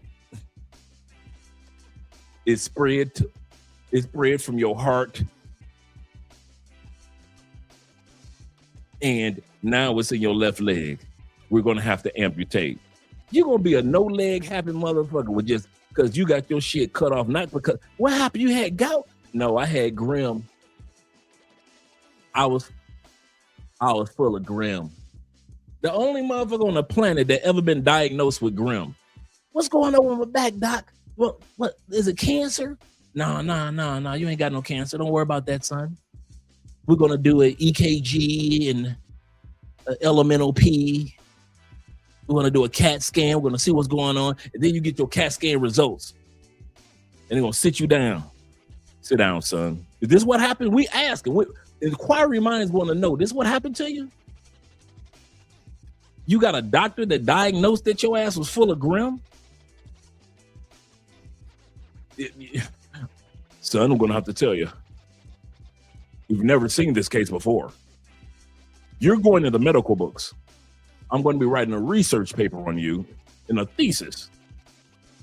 Son, you're the first case of chronic grim. You're going to be grimful for the rest of your life, son. There is no medication. Well, how long do I have to live, doc? It don't matter how long we tell you. You're going to still be full of grim, son. Be strong. Be strong. Your ass going to live 50 years and going to be mad like you got 50 minutes to live. Every day, you're going to live 50 fucking years. 50 more years. You got 50 more years on the planet. And your dumb ass going to be walking around grimful every goddamn day as if you got 50 minutes left. I'm about to die in 15 minutes. I'm about to see. Not a 35 minutes, not a 45 minutes. I'm about to die in 50 minutes. I want to be somebody.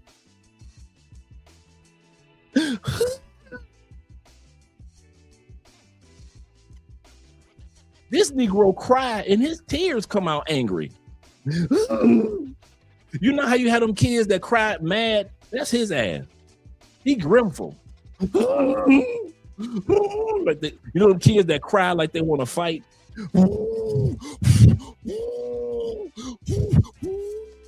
He do that as a grown adult. He do that when he get his paycheck.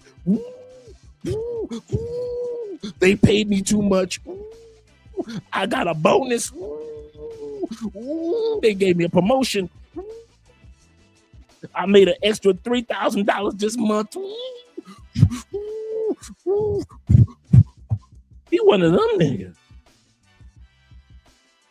This nigga called himself grimful on purpose. He literally went on YouTube and was like, okay, I can call myself anything on this YouTube channel. Anything? How do I feel about myself? How do I feel about myself? Happy? That ain't it. Full of peace? No. The joyful one? No, that ain't gonna work either. I'm like Oscar the Grouch. I'm not grouchy. I'm not grinchy. I'm not the Grinch. What's between the grouch and a Grinch? What's between? If I could come with a word that was between being a grouchy motherfucker and a Grinchful motherfucker, what could I be if I was an Oscar the Grouch acting like I live in a trash can, and I was the Grinch living in a cold ass cave? What would I be? What would I call? What would I? Grimful. Yeah, I'm a grimful mother. I'm full of grim. That's you, full of grim.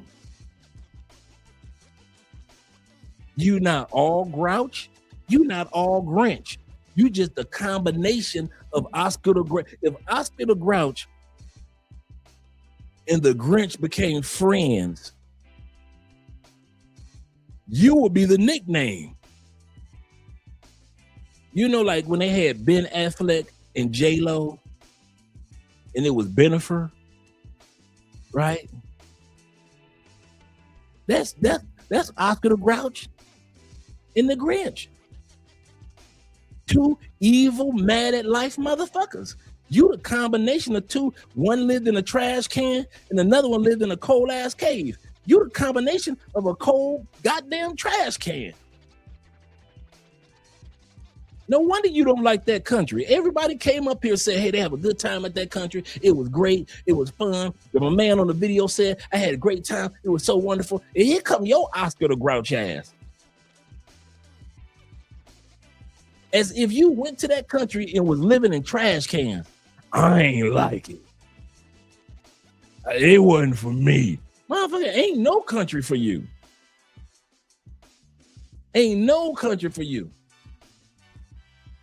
You know, like that movie that came out a few years ago, No Country for Old Men, where the dude was like a serial sniper and he was just killing people. That's you. Just walking around grimace to the mother. Hey, maybe you was born in the wrong century, bro. I'm serious. Maybe you was supposed to be born in 1812 and your ass supposed to have like a feather pen type of shit. You probably should have been born one of the field hands during slavery. You know, the white dude that was on a horse and he be cracking the whip. Get to work, I said, you Negroes. Get to work. Crack it. Don't worry about it, massa. I got this. I got him working in the fields. That's you. That grimace motherfucker. You might go in the history of grimful motherfuckers. You wasn't Hitler. You were just one of Hitler's boys that was pushing motherfuckers into the tanks and setting them on fire. You wasn't Hitler. Hitler was like, I'm giving orders for y'all to go ahead and push motherfuckers in the tank. You was the pusher.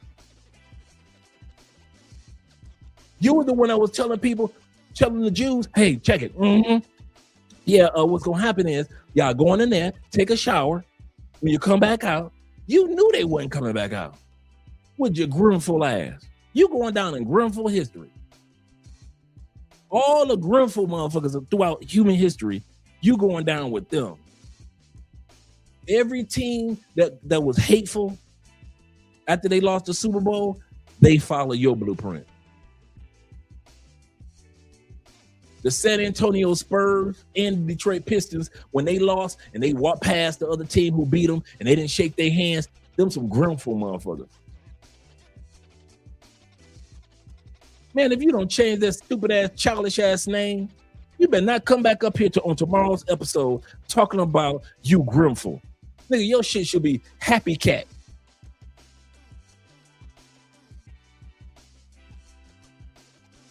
It better be something that's full of joy. Care Kitten. Your shit better be changed tomorrow into Care Kitten. I'm a caring kitten. We better not see your ass up here tomorrow talking about some damn grimful. Who the hell told you to make your shit into grimful and that life was gonna be good for you? Every time somebody say your name, life is gonna be bad luck, nothing going right for you. Grimful. Now that's some stupid ass shit. That's some shit that you will see a 3-year-old write. Grimful. What you grimful about? Cause I want some cereal and y'all give me no cereal and I'm sleepy.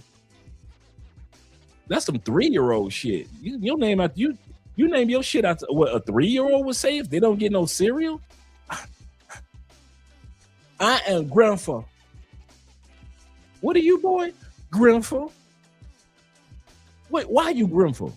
I want your cereal, and I want to watch the Thundercats. I want to watch Thundercats, and I want to eat your cereal.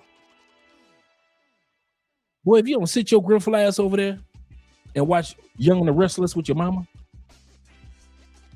how long have you been grimful? How many years you been grimful? How many years your ass been grimful? 30 years? 12 years? You been grimful since birth? Let us know how long does a motherfucker officially have to be grimful to be called grimful? You ain't thought about that shit? Did you did you become grimful when the first female that told you that your sex game was whack and you was grimful after that? Like she told you your dick game ain't good. What, bitch? Fuck you. I'm grimful. was something like that? You just cussed a female out and just told her, fuck you, bitch. And you just slammed the door, got in your car and said, I ain't gonna never let a woman hurt me again. I'm gonna let all them bitches know in advance. I'm gonna give them grimful sex.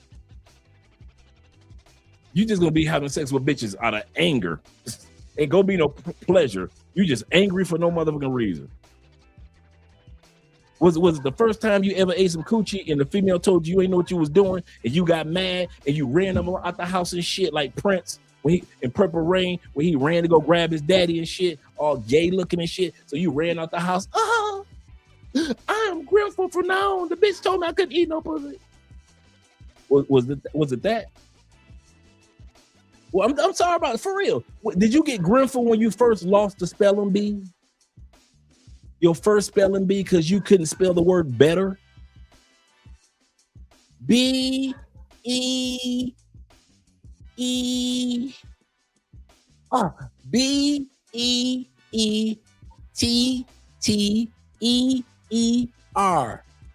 Better. Get your ass away from these kids, these other smart kids. And you've been grimful up since then, since you lost the spelling bee? Was that it? You done lost that goddamn 4th grade spelling bee. You ain't never let it go, huh? Dude, let it go. It was in the 4th grade. Change your name from goddamn Grimful. You was in the 4th grade, bruh. I know you know how to spell the word better. I know you adult now. I know you know it's not that many E's in better. I know it. Man, forget about the comments. I know you know how to spell the word better. You know the difference between better and best, right? I know it. The little boy in you from the 4th grade, let it go. Grimful. You need to sit your grimful ass down somewhere. Shout out to Jeffrey. Have a good night, Jeff. sit your grimful ass down somewhere. Look at him, brought his ass up here. He ain't full of gout, he full of grim. What the hell is wrong with this dude? He knew this the funny part. We ain't never seen this dude a day ever on this channel.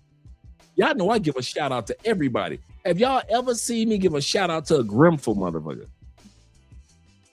Not one time have you ever seen me give a shout out. Hey, welcome. Shout out. Grimful is here. That shit don't even sound right coming out of my mouth, do it?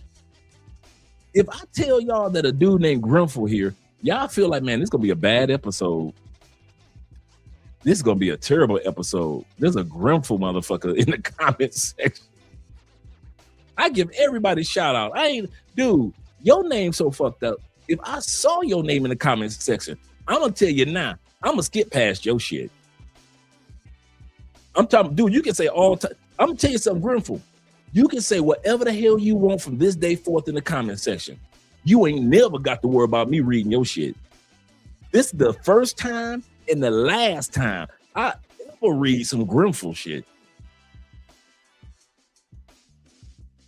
This is the last time. So anything you want to write in the comments, write it, bro. Because ain't nobody gonna read that stupid shit you got to say. Not a Grimful ass nigga. You Grimful? Nigga, anything you write is full of shit. We automatically saw that nigga Grimful writing again. That nigga Grimful, his Grimful ass. That Grimful nigga, he's writing again. He ain't got shit else to do in life but to write Grimful shit. He said, once Dre gets rolling, it's over. I'm just saying, man. How you gonna name yourself some shit? You gonna put yourself out there. Yeah, that's the last time. That's the last time he ever got to worry about one of his comments coming up on the screen. He can write whatever the hell he want in the chat. Ain't nobody gonna read that shit.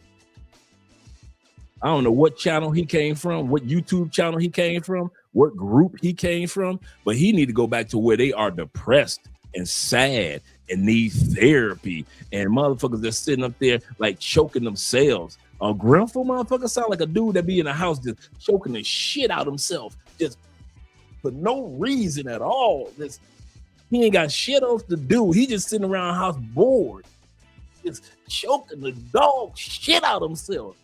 That's a Grimful motherfucker. He be sitting around the house just smacking himself in the back of the head.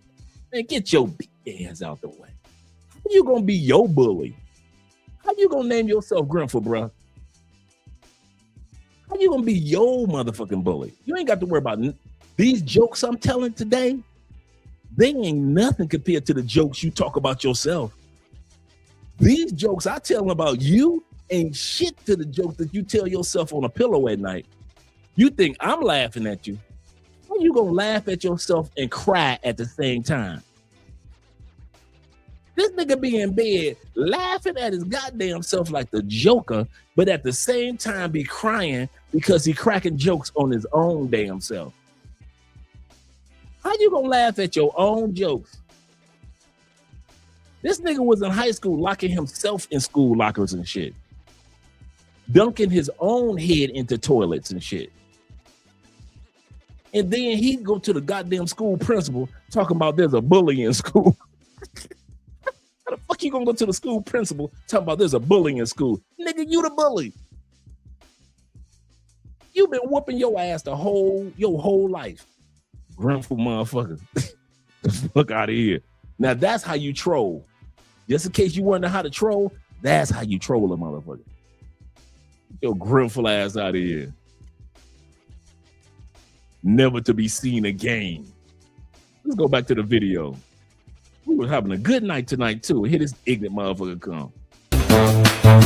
So I grew up in an immigrant household where we talked a lot about other countries, and we talked a lot about like how we migrated to Canada. My grandpa would tell me stories about how he kind of jumped off the ship in the United States and lived there illegally for a while before he became a doctor. Growing up that way, being exposed to the immigrant lifestyle and other groups of people, like people from Barbados, people from Trinidad, I always had that desire to go somewhere else. So I joined the military. I went somewhere else. I went to a couple of different places.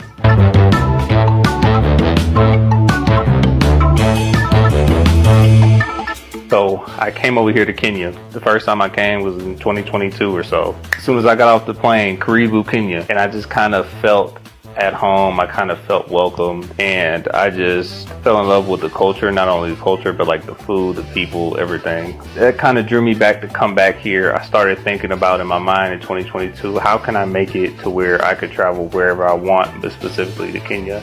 And that's what I started working on back in the States, and now I'm back here. Hey, what's up, y'all? Jay the Beast VA. It's my house in Nairobi. Poland is racist. I don't think I've done a video about Poland properly, about being black and traveling to Poland. So here's the video that no one asked for. Bear with me, my voice is going. People keep asking me, where should I go on holiday? Where can I go for somewhere cheap or a little getaway? I keep telling them Poland, specifically black people. I'm not gonna lie to you, majority of my friends are black, but I have a lot of different friends, white, Asian, etc. The first thing they keep saying to me, are they gonna be racist? They're gonna look at me. Polish people don't care at all. They mind their business. All they really want from you is to respect their country, show good morals, and just, yeah, don't be a nuisance. I think my most scariest part about going to Poland was getting on the plane from England to Poland. I was thinking, I'm the only black guy on this plane. But when I landed, I felt calm. No one cared about me. No one looked at me. No one gave me a funny stare. I didn't hear no racist remark. I have a special spot for Poland in my heart. Like I said, I visited Krakow. I definitely want to go to Warsaw and Gdansk. I've been to other countries and I felt really uncomfortable, but I can 100% tell you that Poland was not one of them. The people were lovely, very friendly, very welcoming, showed me around, showed me where to eat food, where to drink, etc, etc, etc. Look, let me tell y'all how easy it was for me to move to China and live like a king. My flight was about 24 hours. And you know, it took me a couple months to get settled, but once it was time for me to find my apartment, that process was like a couple days, I ain't gonna lie. So what you do is you search for your apartment. It's a Chinese app where you can search all the apartments for rent. I had a My man been living in China for about 5 or 6 years too. budget of like $400 a month, $500 a month. I went to multiple apartments. I probably had 4 or 5 tours. The first spot I found, it was a 3-bedroom for about $270 per month. 2-bathroom, fully furnished, 1-year lease. So literally, if I was ready to move in that same day, I could have moved in. Once the apartment is yours, they got to scan your face. So whenever it's time for you to walk through the gate at the entrance, it literally just scans your face and the door open for you. But you know me, I'm like, bro, it's only $270. I'm gonna try to find something for $400. So the one I found was $450 because you got to pay for management fees and all that stuff. Yeah, it came fully furnished, air conditioned in every room, 2 bathrooms, 4 bedrooms, balcony, 32nd floor. Had a touchscreen passcode on my door. Didn't ask for no credit. Didn't ask for my income. They ain't asked if I have a job. Literally just my passport, sign a contract, make the deposit, and the apartment was mine. Same day I moved in. Oh yeah, when you order stuff, they bring it to your apartment. Bed sheets, food, furniture. I don't have to go downstairs to buy anything. They bring everything physically to the front door, bring it inside of the apartment, set it up. All you do is pay and say, "Shisha, thank you." That's it. And beat that. I came to Geneva because it's a lot peaceful over here. And as an American, I will always love my country, but over here in Geneva, Switzerland, or just Switzerland as a whole, it's very peaceful, relaxing, no crime. And for me, it was a problem because, you see, like, growing up in Texas, I had to deal with the police, you know, they would arrest me all the time. Out here, you can walk around, no cop is stopping you out here. And I just decided to move. People are nice out here. The transportation is A1, first class. And my message to everyone, that if you're feeling down and feeling like, you know, just the world's coming down on you over there in America with all the crazy politics going on, move abroad. Move abroad. You know, do your research and move abroad, because there are places that are so much better for your health. You know, like even right now, like if I see a police driving, not even worried about me, you know? So that's my message. And I'm gonna be making more videos and stuff, but I want everyone just to know that life abroad, you'd be amazed. You'd be very amazed. Signing off, and I'll see you in the next video. Yo, where'd you go? Greece. Greece, went to Athens, Mykonos, and Syros. What'd you see? What was the most unexpected? As we look at these brothers who have gone to Europe, living in Europe, visited Europe, the one thing that I could see on their faces that I noticed, each one of these guys got peace. When you sit back and you listen to people in the States, they think anything that's got to do with Europe is got to be the version of racism that we experience in the States. But every one of these guys that we looked at, whether it be the brother in China, whether it be the brother in Switzerland, now we got the brother in Greece, we got T-Mac and all the rest of you guys talking about Germany and other Budapest. Every one of those guys looked like they were at peace. In other words, the mental stress that they normally would have gone through in the West, those guys aren't experiencing. Shout out to these brothers that's going to Europe, because they swear that we as black men don't travel to Europe, which is crazy. Do you think you saw? Unexpected? Have you been there before? Nah. Okay. Nah. All right. Honestly, I would say how beautiful the landscape is and the islands. Like, it's crazy. Like if you look at the horizon, this shit look like you in another, like, universe. It was just super dope. So you got a group of brothers over there in Greece. I also was surprised how they looked at me as a black guy. Like it was almost more like astonishment. Not I love this statement. You can't hurt my feelings. I was a black man living in America.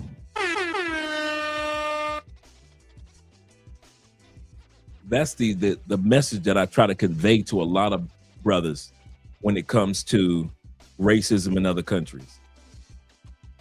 when it comes to being an American man, it's completely different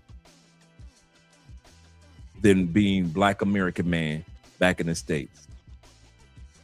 Yes, there is racism around the world, not your version, not yours.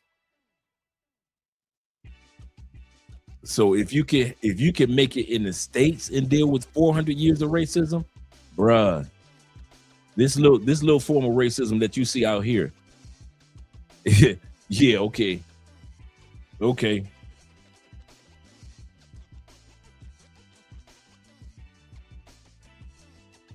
Not the, oh my God, let me touch him, let me see his hair. But it was almost like, I don't know. Because that was like the first time I ever had that, like, really. Like, I've been places and they looked at me like the rich Black guy, because, you know. You want the truth? You ready? Yeah. Because it ain't going nowhere. The day that racism leaves the planet is the day that humans are no longer on the planet. We have all been programmed to think that our race is better in this area, better in that area. Racism is everywhere. We do it. That myth, that little lie that we say Black people can't be racist, bullshit. We're some of the most racist people there is. We ain't got no power. It don't take that much power to say a slur that we know is detrimental to somebody else. It don't take no power to say a slur, a racial slur to a Latin person, a racial slur to an Asian person. So that lie that y'all try to tell yourselves in the States that Black people ain't racist. No, I'm not talking about biasness, and I'm not talking about prejudice or prejudice. I'm not talking about that. I'm talking about, I know many Black people that have said some racist, derogatory, destructive things at individuals of another race to their face, like others have done us. Racism ain't going nowhere. But yeah, I'm okay if ain't nobody lynching me. Yeah, I'll take a slight eye. What is he doing here? We ain't never seen no Black people. I'll take that over somebody sitting back and hiring this person over me because of my race. I'll take somebody walking up to me and saying, "Can I touch your skin? I've never touched a Black man." I'll take that. It ain't going nowhere. It ain't going nowhere. But if y'all think the same BS that y'all deal with in the States, every Black person around the world is dealing with, no.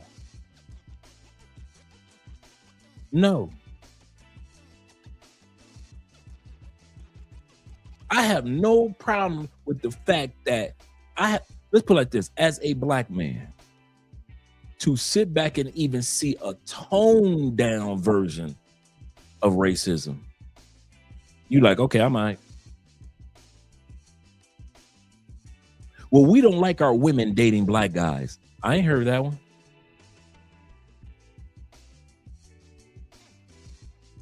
The Black women, the foreign women in other countries that don't date Black men wasn't gonna date Black men before you go off the plane anyway. I'll say this again.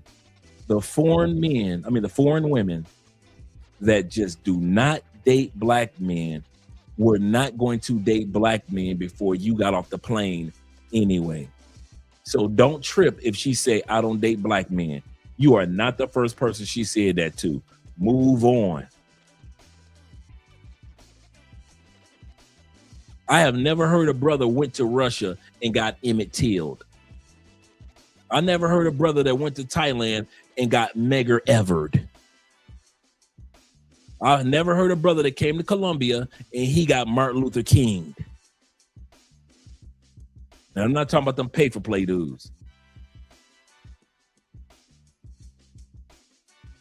Now, what the local Blacks go through, that ain't got nothing to do with us.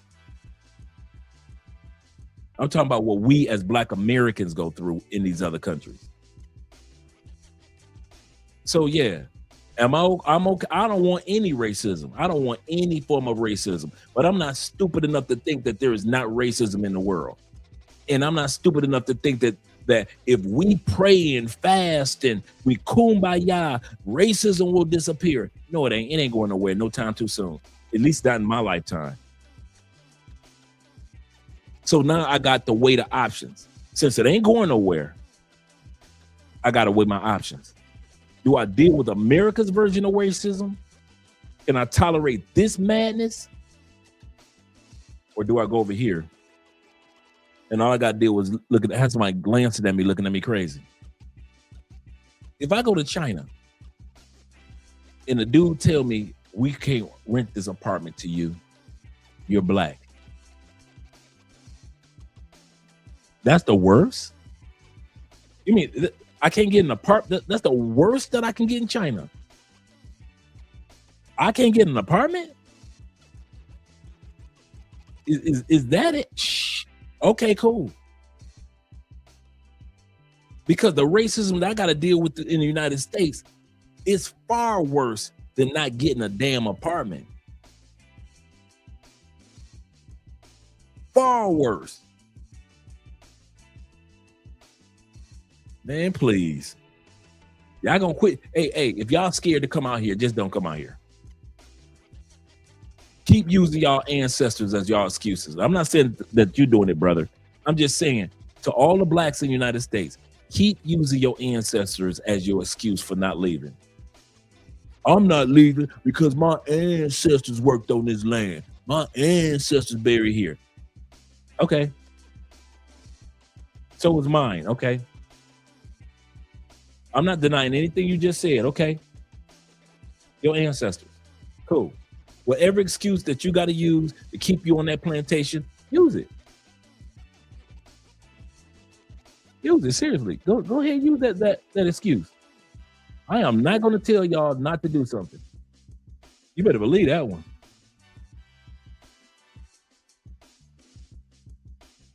My brother says this. Shout out to 40, been in the building. Over there in Eastern Europe.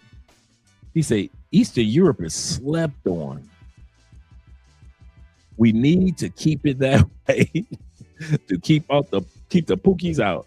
I agree with you, brother. I agree with you. Didn't a whole brother get deleted in Greece? Did he? Bring us the receipt. Bring us a news article, drop it in the comment section, something. Don't be spewing. You guys gonna stop doing that, man. Y'all know how I am. Y'all know how I am. Was it American, brother? Bring the news article, man. Man, y'all know, okay, whenever I say something, do I not bring the facts for the most part? Whenever you do say something, shoot me an email with that article or put it in the comment section. Don't just be spewing stuff out there with your cousin said. Don't be doing that, man.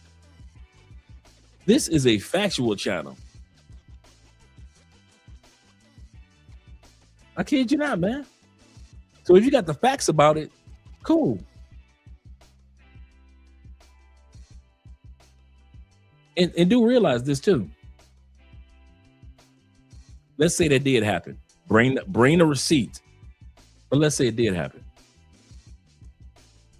One incident. Let's say it happened 12 times. 12 brothers got deleted in Greece. Black men. Black American men got it. 12 after almost 500 years of hell that we've lived in the United States. You telling me that 12 deleted brothers is equivalent to the hellacious racism that we still go through today under the Trump administration? Brothers are still getting hung. They are still going up in churches doing shootouts. You don't know if you can go walk into a Walmart as a black person or a Target in the United States and become a target. So I just gave you not one incident in Greece. I said, let's do it. Let's 12 exit. 12 people, 12 black men got deleted in Greece in the last year. You know, I'm gonna be extra with it because I know how y'all like to swing the pendulum to the extreme. 12 brothers got deleted. Bow, bow. 12, right? You think 12 deleted brothers is equivalent to what black people had just gone through over the last 2 years in the United States? That's what you're trying to tell me. I'm just talking about 2 years. Let's not go back 200, 400. Let's just talk about now.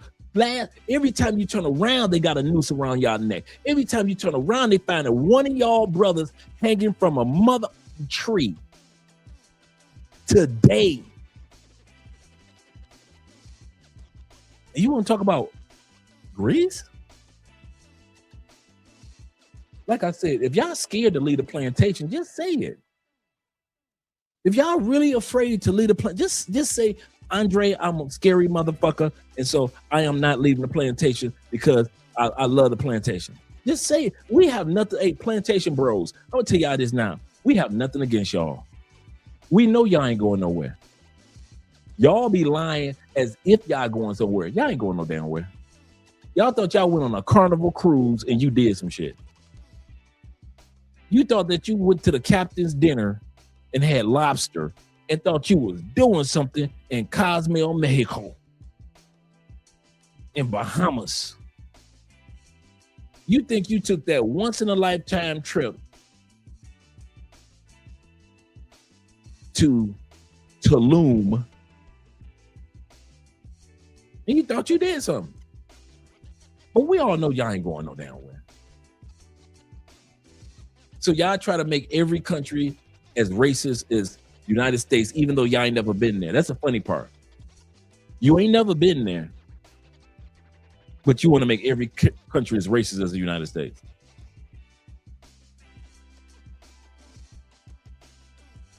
Go for yourself. Do your own homework and research. Don't come into these comments of this channel and you do not have an article to drop. The actual article of the death of that person, so we can read and see what happened. Don't be spreading rumors about anybody. We do not want white people spreading rumors on us as black people, and this is not the channel to come and spread rumors on white people, and you ain't got no facts. If now I'm gonna scroll down. If I don't see any receipts, I don't see one. I don't see an article. I don't see one damn article. I didn't see you drop one article. You just jump into comment sections of YouTube channels and everybody's supposed to just run with it. Y'all see, this what gets me. Y'all think because we black, we supposed to be black and stupid. See, I see that habit in the United States a lot. If a black person says it, then all the rest of the black people automatically believe it. No homework, no research, no facts, but just because a person of the same hue and same history said it, we believe it. I see that a lot with our people. We believe stuff that ain't no historical fact about it, and we will still believe it.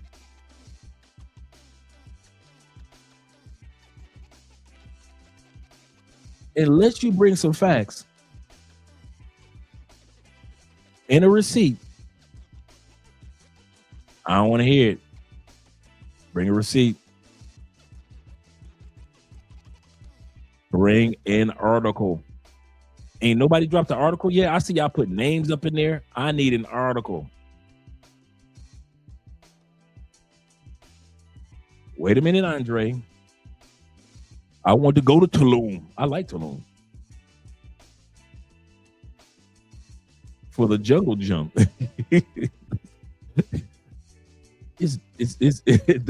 That's doing something for. I don't see the link. Send it to my email. Send it to my email. Here's my email. Send it to my email. And if it happened one time, okay. Is that equivalent to the United States?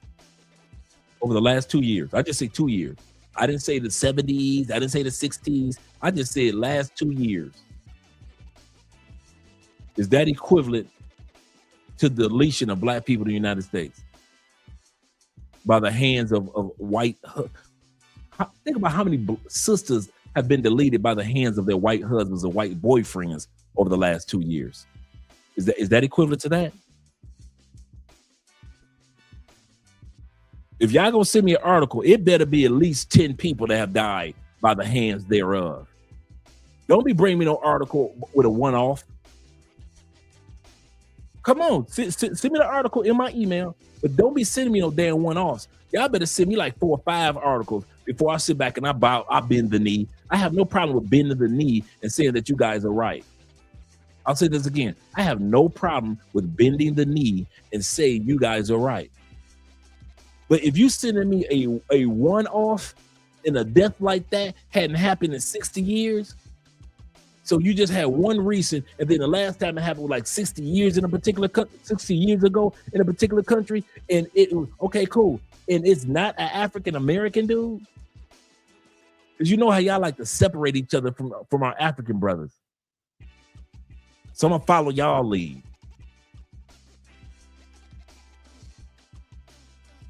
Yeah, bring the article.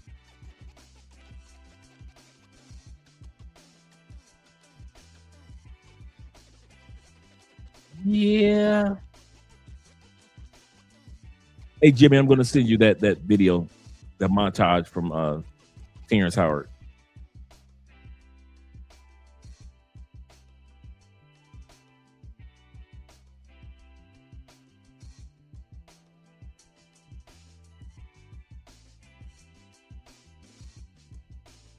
Oh, it was a one-off almost a decade. If y'all shit, man, I'm gonna stop responding to some of y'all comments, man. Let's go back to the video. We would have been done with the video. And we all would have been getting ready for bed, going to get some sleep in the morning. You know what? I'm gonna start responding to everybody like that. As soon as I see somebody say something, knuckle. Thanks, T-Mac.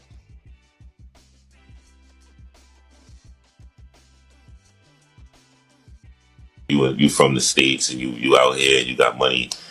Or I looked at it like, why is this Negro out here? But never really like that. It was a weird, I don't know.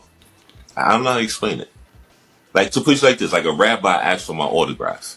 He was like a straight up rabbi. It was like, yo, I know you're famous. I know you're somebody. Can I get your autograph type of shit? So it was cool. It was cool. It was cool. If you got a weak stomach, I would say don't go though, because you on the water a lot. To travel to the islands, you got to take a boat, and if those waters are choppy, it's not a good feeling. I've come to the conclusion that being the only black cowboy in Ireland is pretty cool. Like, I'm a celebrity out here. I guess they never seen it. People buy me drinks, they show me love, and yeah. It's cool. Let's do it. And a black travel writer in an industry where there's not a lot of people like me. I do not take invitations like this lightly. See that sentence, believe me? This is an invitation for me to go to Morocco to participate in Travel Weekly's Editor Roundtable for the 2nd year in a row. Now, this brother, just to recap, he's a black travel writer. We got a lot of black travel vloggers like Ace Live, Check in Effect, International Zoe, but we do not have that many black travel writers. Shout out to this brother. Last year, if y'all remember, it was in Scotland. This event brings only about 6 to 7 editors from some of the top travel publications around the world together in one destination to talk about travel and cultural issues. And to be real, I did not think I was supposed to be in this space. That imposter syndrome really had to do with the fact that I was the only black person there. So they only chose a handful of writers, and this brother was one of them. Shout out to him. And everyone was cool. As a matter of fact, a lot of them have helped me with opportunities after this event. And so, but yet I had to work hard to overcome that imposter syndrome because this was a great opportunity. And it's like someone has to start us at the table.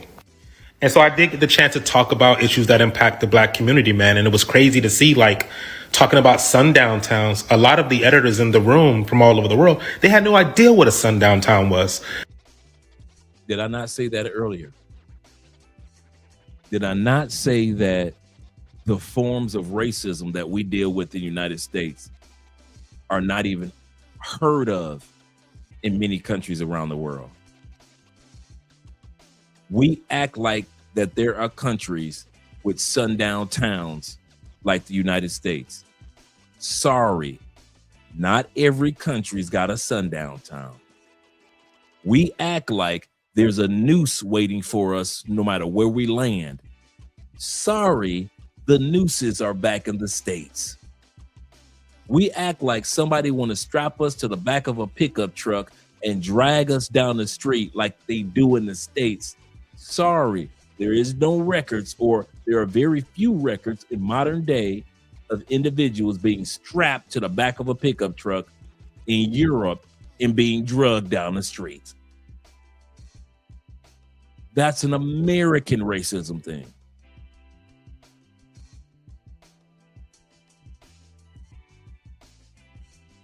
He had to tell these people about something racist in the United States because these people were like, we have never heard of nothing like this. But if you let Black Americans tell it, every form of racism that we experience in America, it has to be in Europe. It has to be in South America. It has to be in Asia. No, just evil ass America. And let alone that it was something that Black people still deal with today. What I also appreciated, though, was being able to show my range, right? Talk about issues that not just only impact the Black community, but are just a human issue. And one of the things that came up was like, Americans don't use our PTO or our holidays enough to travel. And it was interesting to hear from the editors and from other countries how, no, their country encourages them to do so. They had your boy in this nice ass hotel out in Scotland, man, that literally had liquor waiting for us in the room. So yeah, man, they invited me back. So I'll be headed to Morocco in March. Never been to Morocco, so super excited. And you know, it's just a great lesson, man. And just like, we got to overcome that imposter syndrome. You put your best foot forward, you try hard, and you know, let the chips fall where they may. And apparently I made an impression and did a great job that they went back for year 2. Headed to Morocco, y'all. Can't wait. In other news, guess who's planning a trip to the DR? Shout out to MAB. I think about going to the Dominican and treat myself. What kind of car they got over there? They drive mopeds. Oh, what they got? They got something with like long hair, light skin. Yeah, oh yeah. Wait, oh my God. The DR, like you talk about Dominican Republic. Yeah, that's what I'm talking about. What they do out there? Hey, you know, if it don't, when I travel for soccer reasons only. So if it ain't got nothing to do with soccer, I'm gonna sock something. Oh my God, dude. Hey, somebody get this man. Oh, DR. Okay. Yeah, for sure. Yeah. That's what I'm going. I done heard the story. Yeah. Okay, I'm with you. Oh, you had me confused. I'm like, DR. You don't even like baseball like that. That's the first thing that popped in my head. Okay, all right, I got you. Yeah. I got you. Why is he like that, man? Look, we ain't judging over here, but I'm gonna need one of y'all to get our beloved brother Shannon Sharp a consultation, G. Quiet as kept, we already know a lot of celebrities and public figures been tapping into the manosphere and the passport bros in the travel space here on social media. So we done kicked it with a couple of y'all when y'all out of the country trying to be low profile. It's all good, but Mr. Sharp, whatever you trying to do, wherever you trying to go, just be smart and have your people reach out to the right people. Who you got in the DR? You got Ronan the Traveler, you got John the Writer out there sometimes, you got Sergeant Sasua, you got Flip Flop, you got Dale. Reach out to the bros, man, because we are not trying to see you out here on no passport, bro. Crash out content. Matter of fact, I'll be right back. Give me a minute. All right, y'all, I'm back. I had to get a surveillance for this one, but I'm gonna give you some free game, all right, Brother Sharp? Salute. All right, first things first. It's a real chill vibe. You don't need to go down there with all the jewelry and the watches and all that. We know you got it. but it ain't necessary. You can plain Jane it up and just relax and enjoy yourself, okay? Secondly, and this kind of goes without saying, but if you speak a little Espanol, that could go a long way. The more, the better. I need to follow my own advice with that, but I'm working on it. Last but not least, and I'm ashamed to even have to say this to you, Mr. Sharp, but before you even leave the country, you might want to check with the pocket watchers and the deep police. Because if I understand correctly, you seem to have a lot more money than some of these people that be talking. You seem to have a lot more success than some of these people that be talking. But according to them, the only people leaving the country is broke, dusty, lame, can't get laid at home. I don't think that applies to you, but just to be safe, you might want to check with them because they kind of running the narrative over who travels and who doesn't travel right now. But what do I know? I'm just broken, dusty Marcus Brown. What do y'all think? Should Shannon Sharp take a trip to the DR, or should we just take his passport right now? So as you all know, I did a series on advice for young black men, and this is a continuation of that series. So I recommend that all young black men get a passport as soon as possible and see the world. Do it while you're young, because you don't want to be older and regret not seeing the world. You don't want to be on your deathbed saying, I wish I went here, I wish I went there, and all that kind of stuff. You should see the world because it broadens your perspective. You learn about different cultures, you learn about different history, you get to try different foods, and just be exposed to different types of religions and all types of things. There's so much that you can learn. And it makes for great conversation, being able to talk about the places that you have been, you know, the experiences that you have had. So again. And that's the end of the video. So again, shout out to all the guys that were in all the information that we looked at tonight.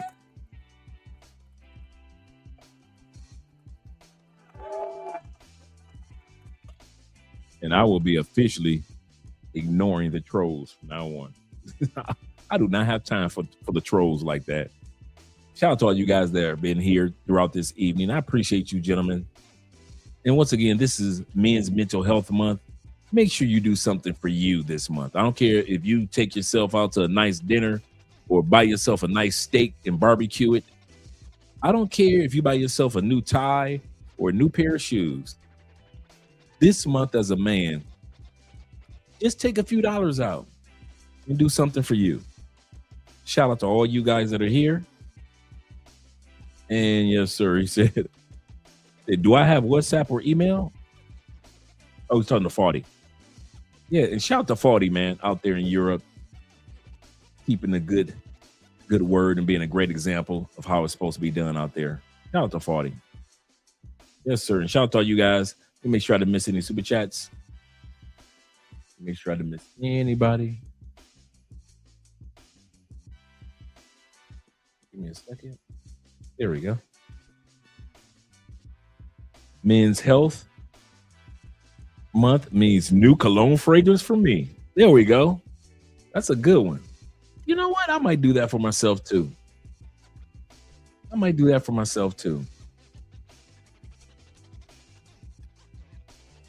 Let's scroll down. And looks like I got everybody with the. Nope, I didn't miss anybody, which is good. And I didn't miss anybody over here.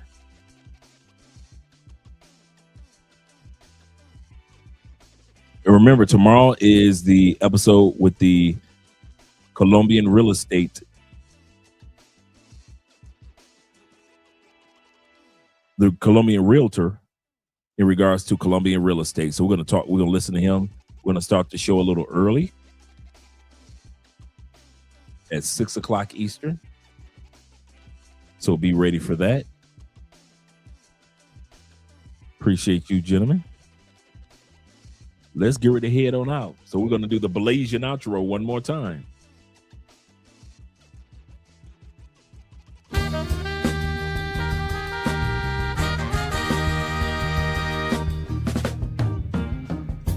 We can do better.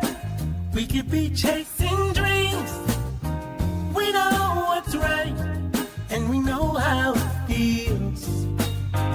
Yeah, we can do better. We can make a change for real.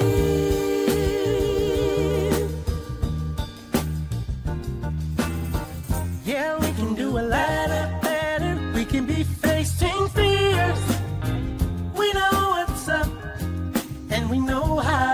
fail. Yeah, we can be stars, we can be the best. Just put us to the test and we'll show the world there's another way. If we just try a little every day, we can make it better.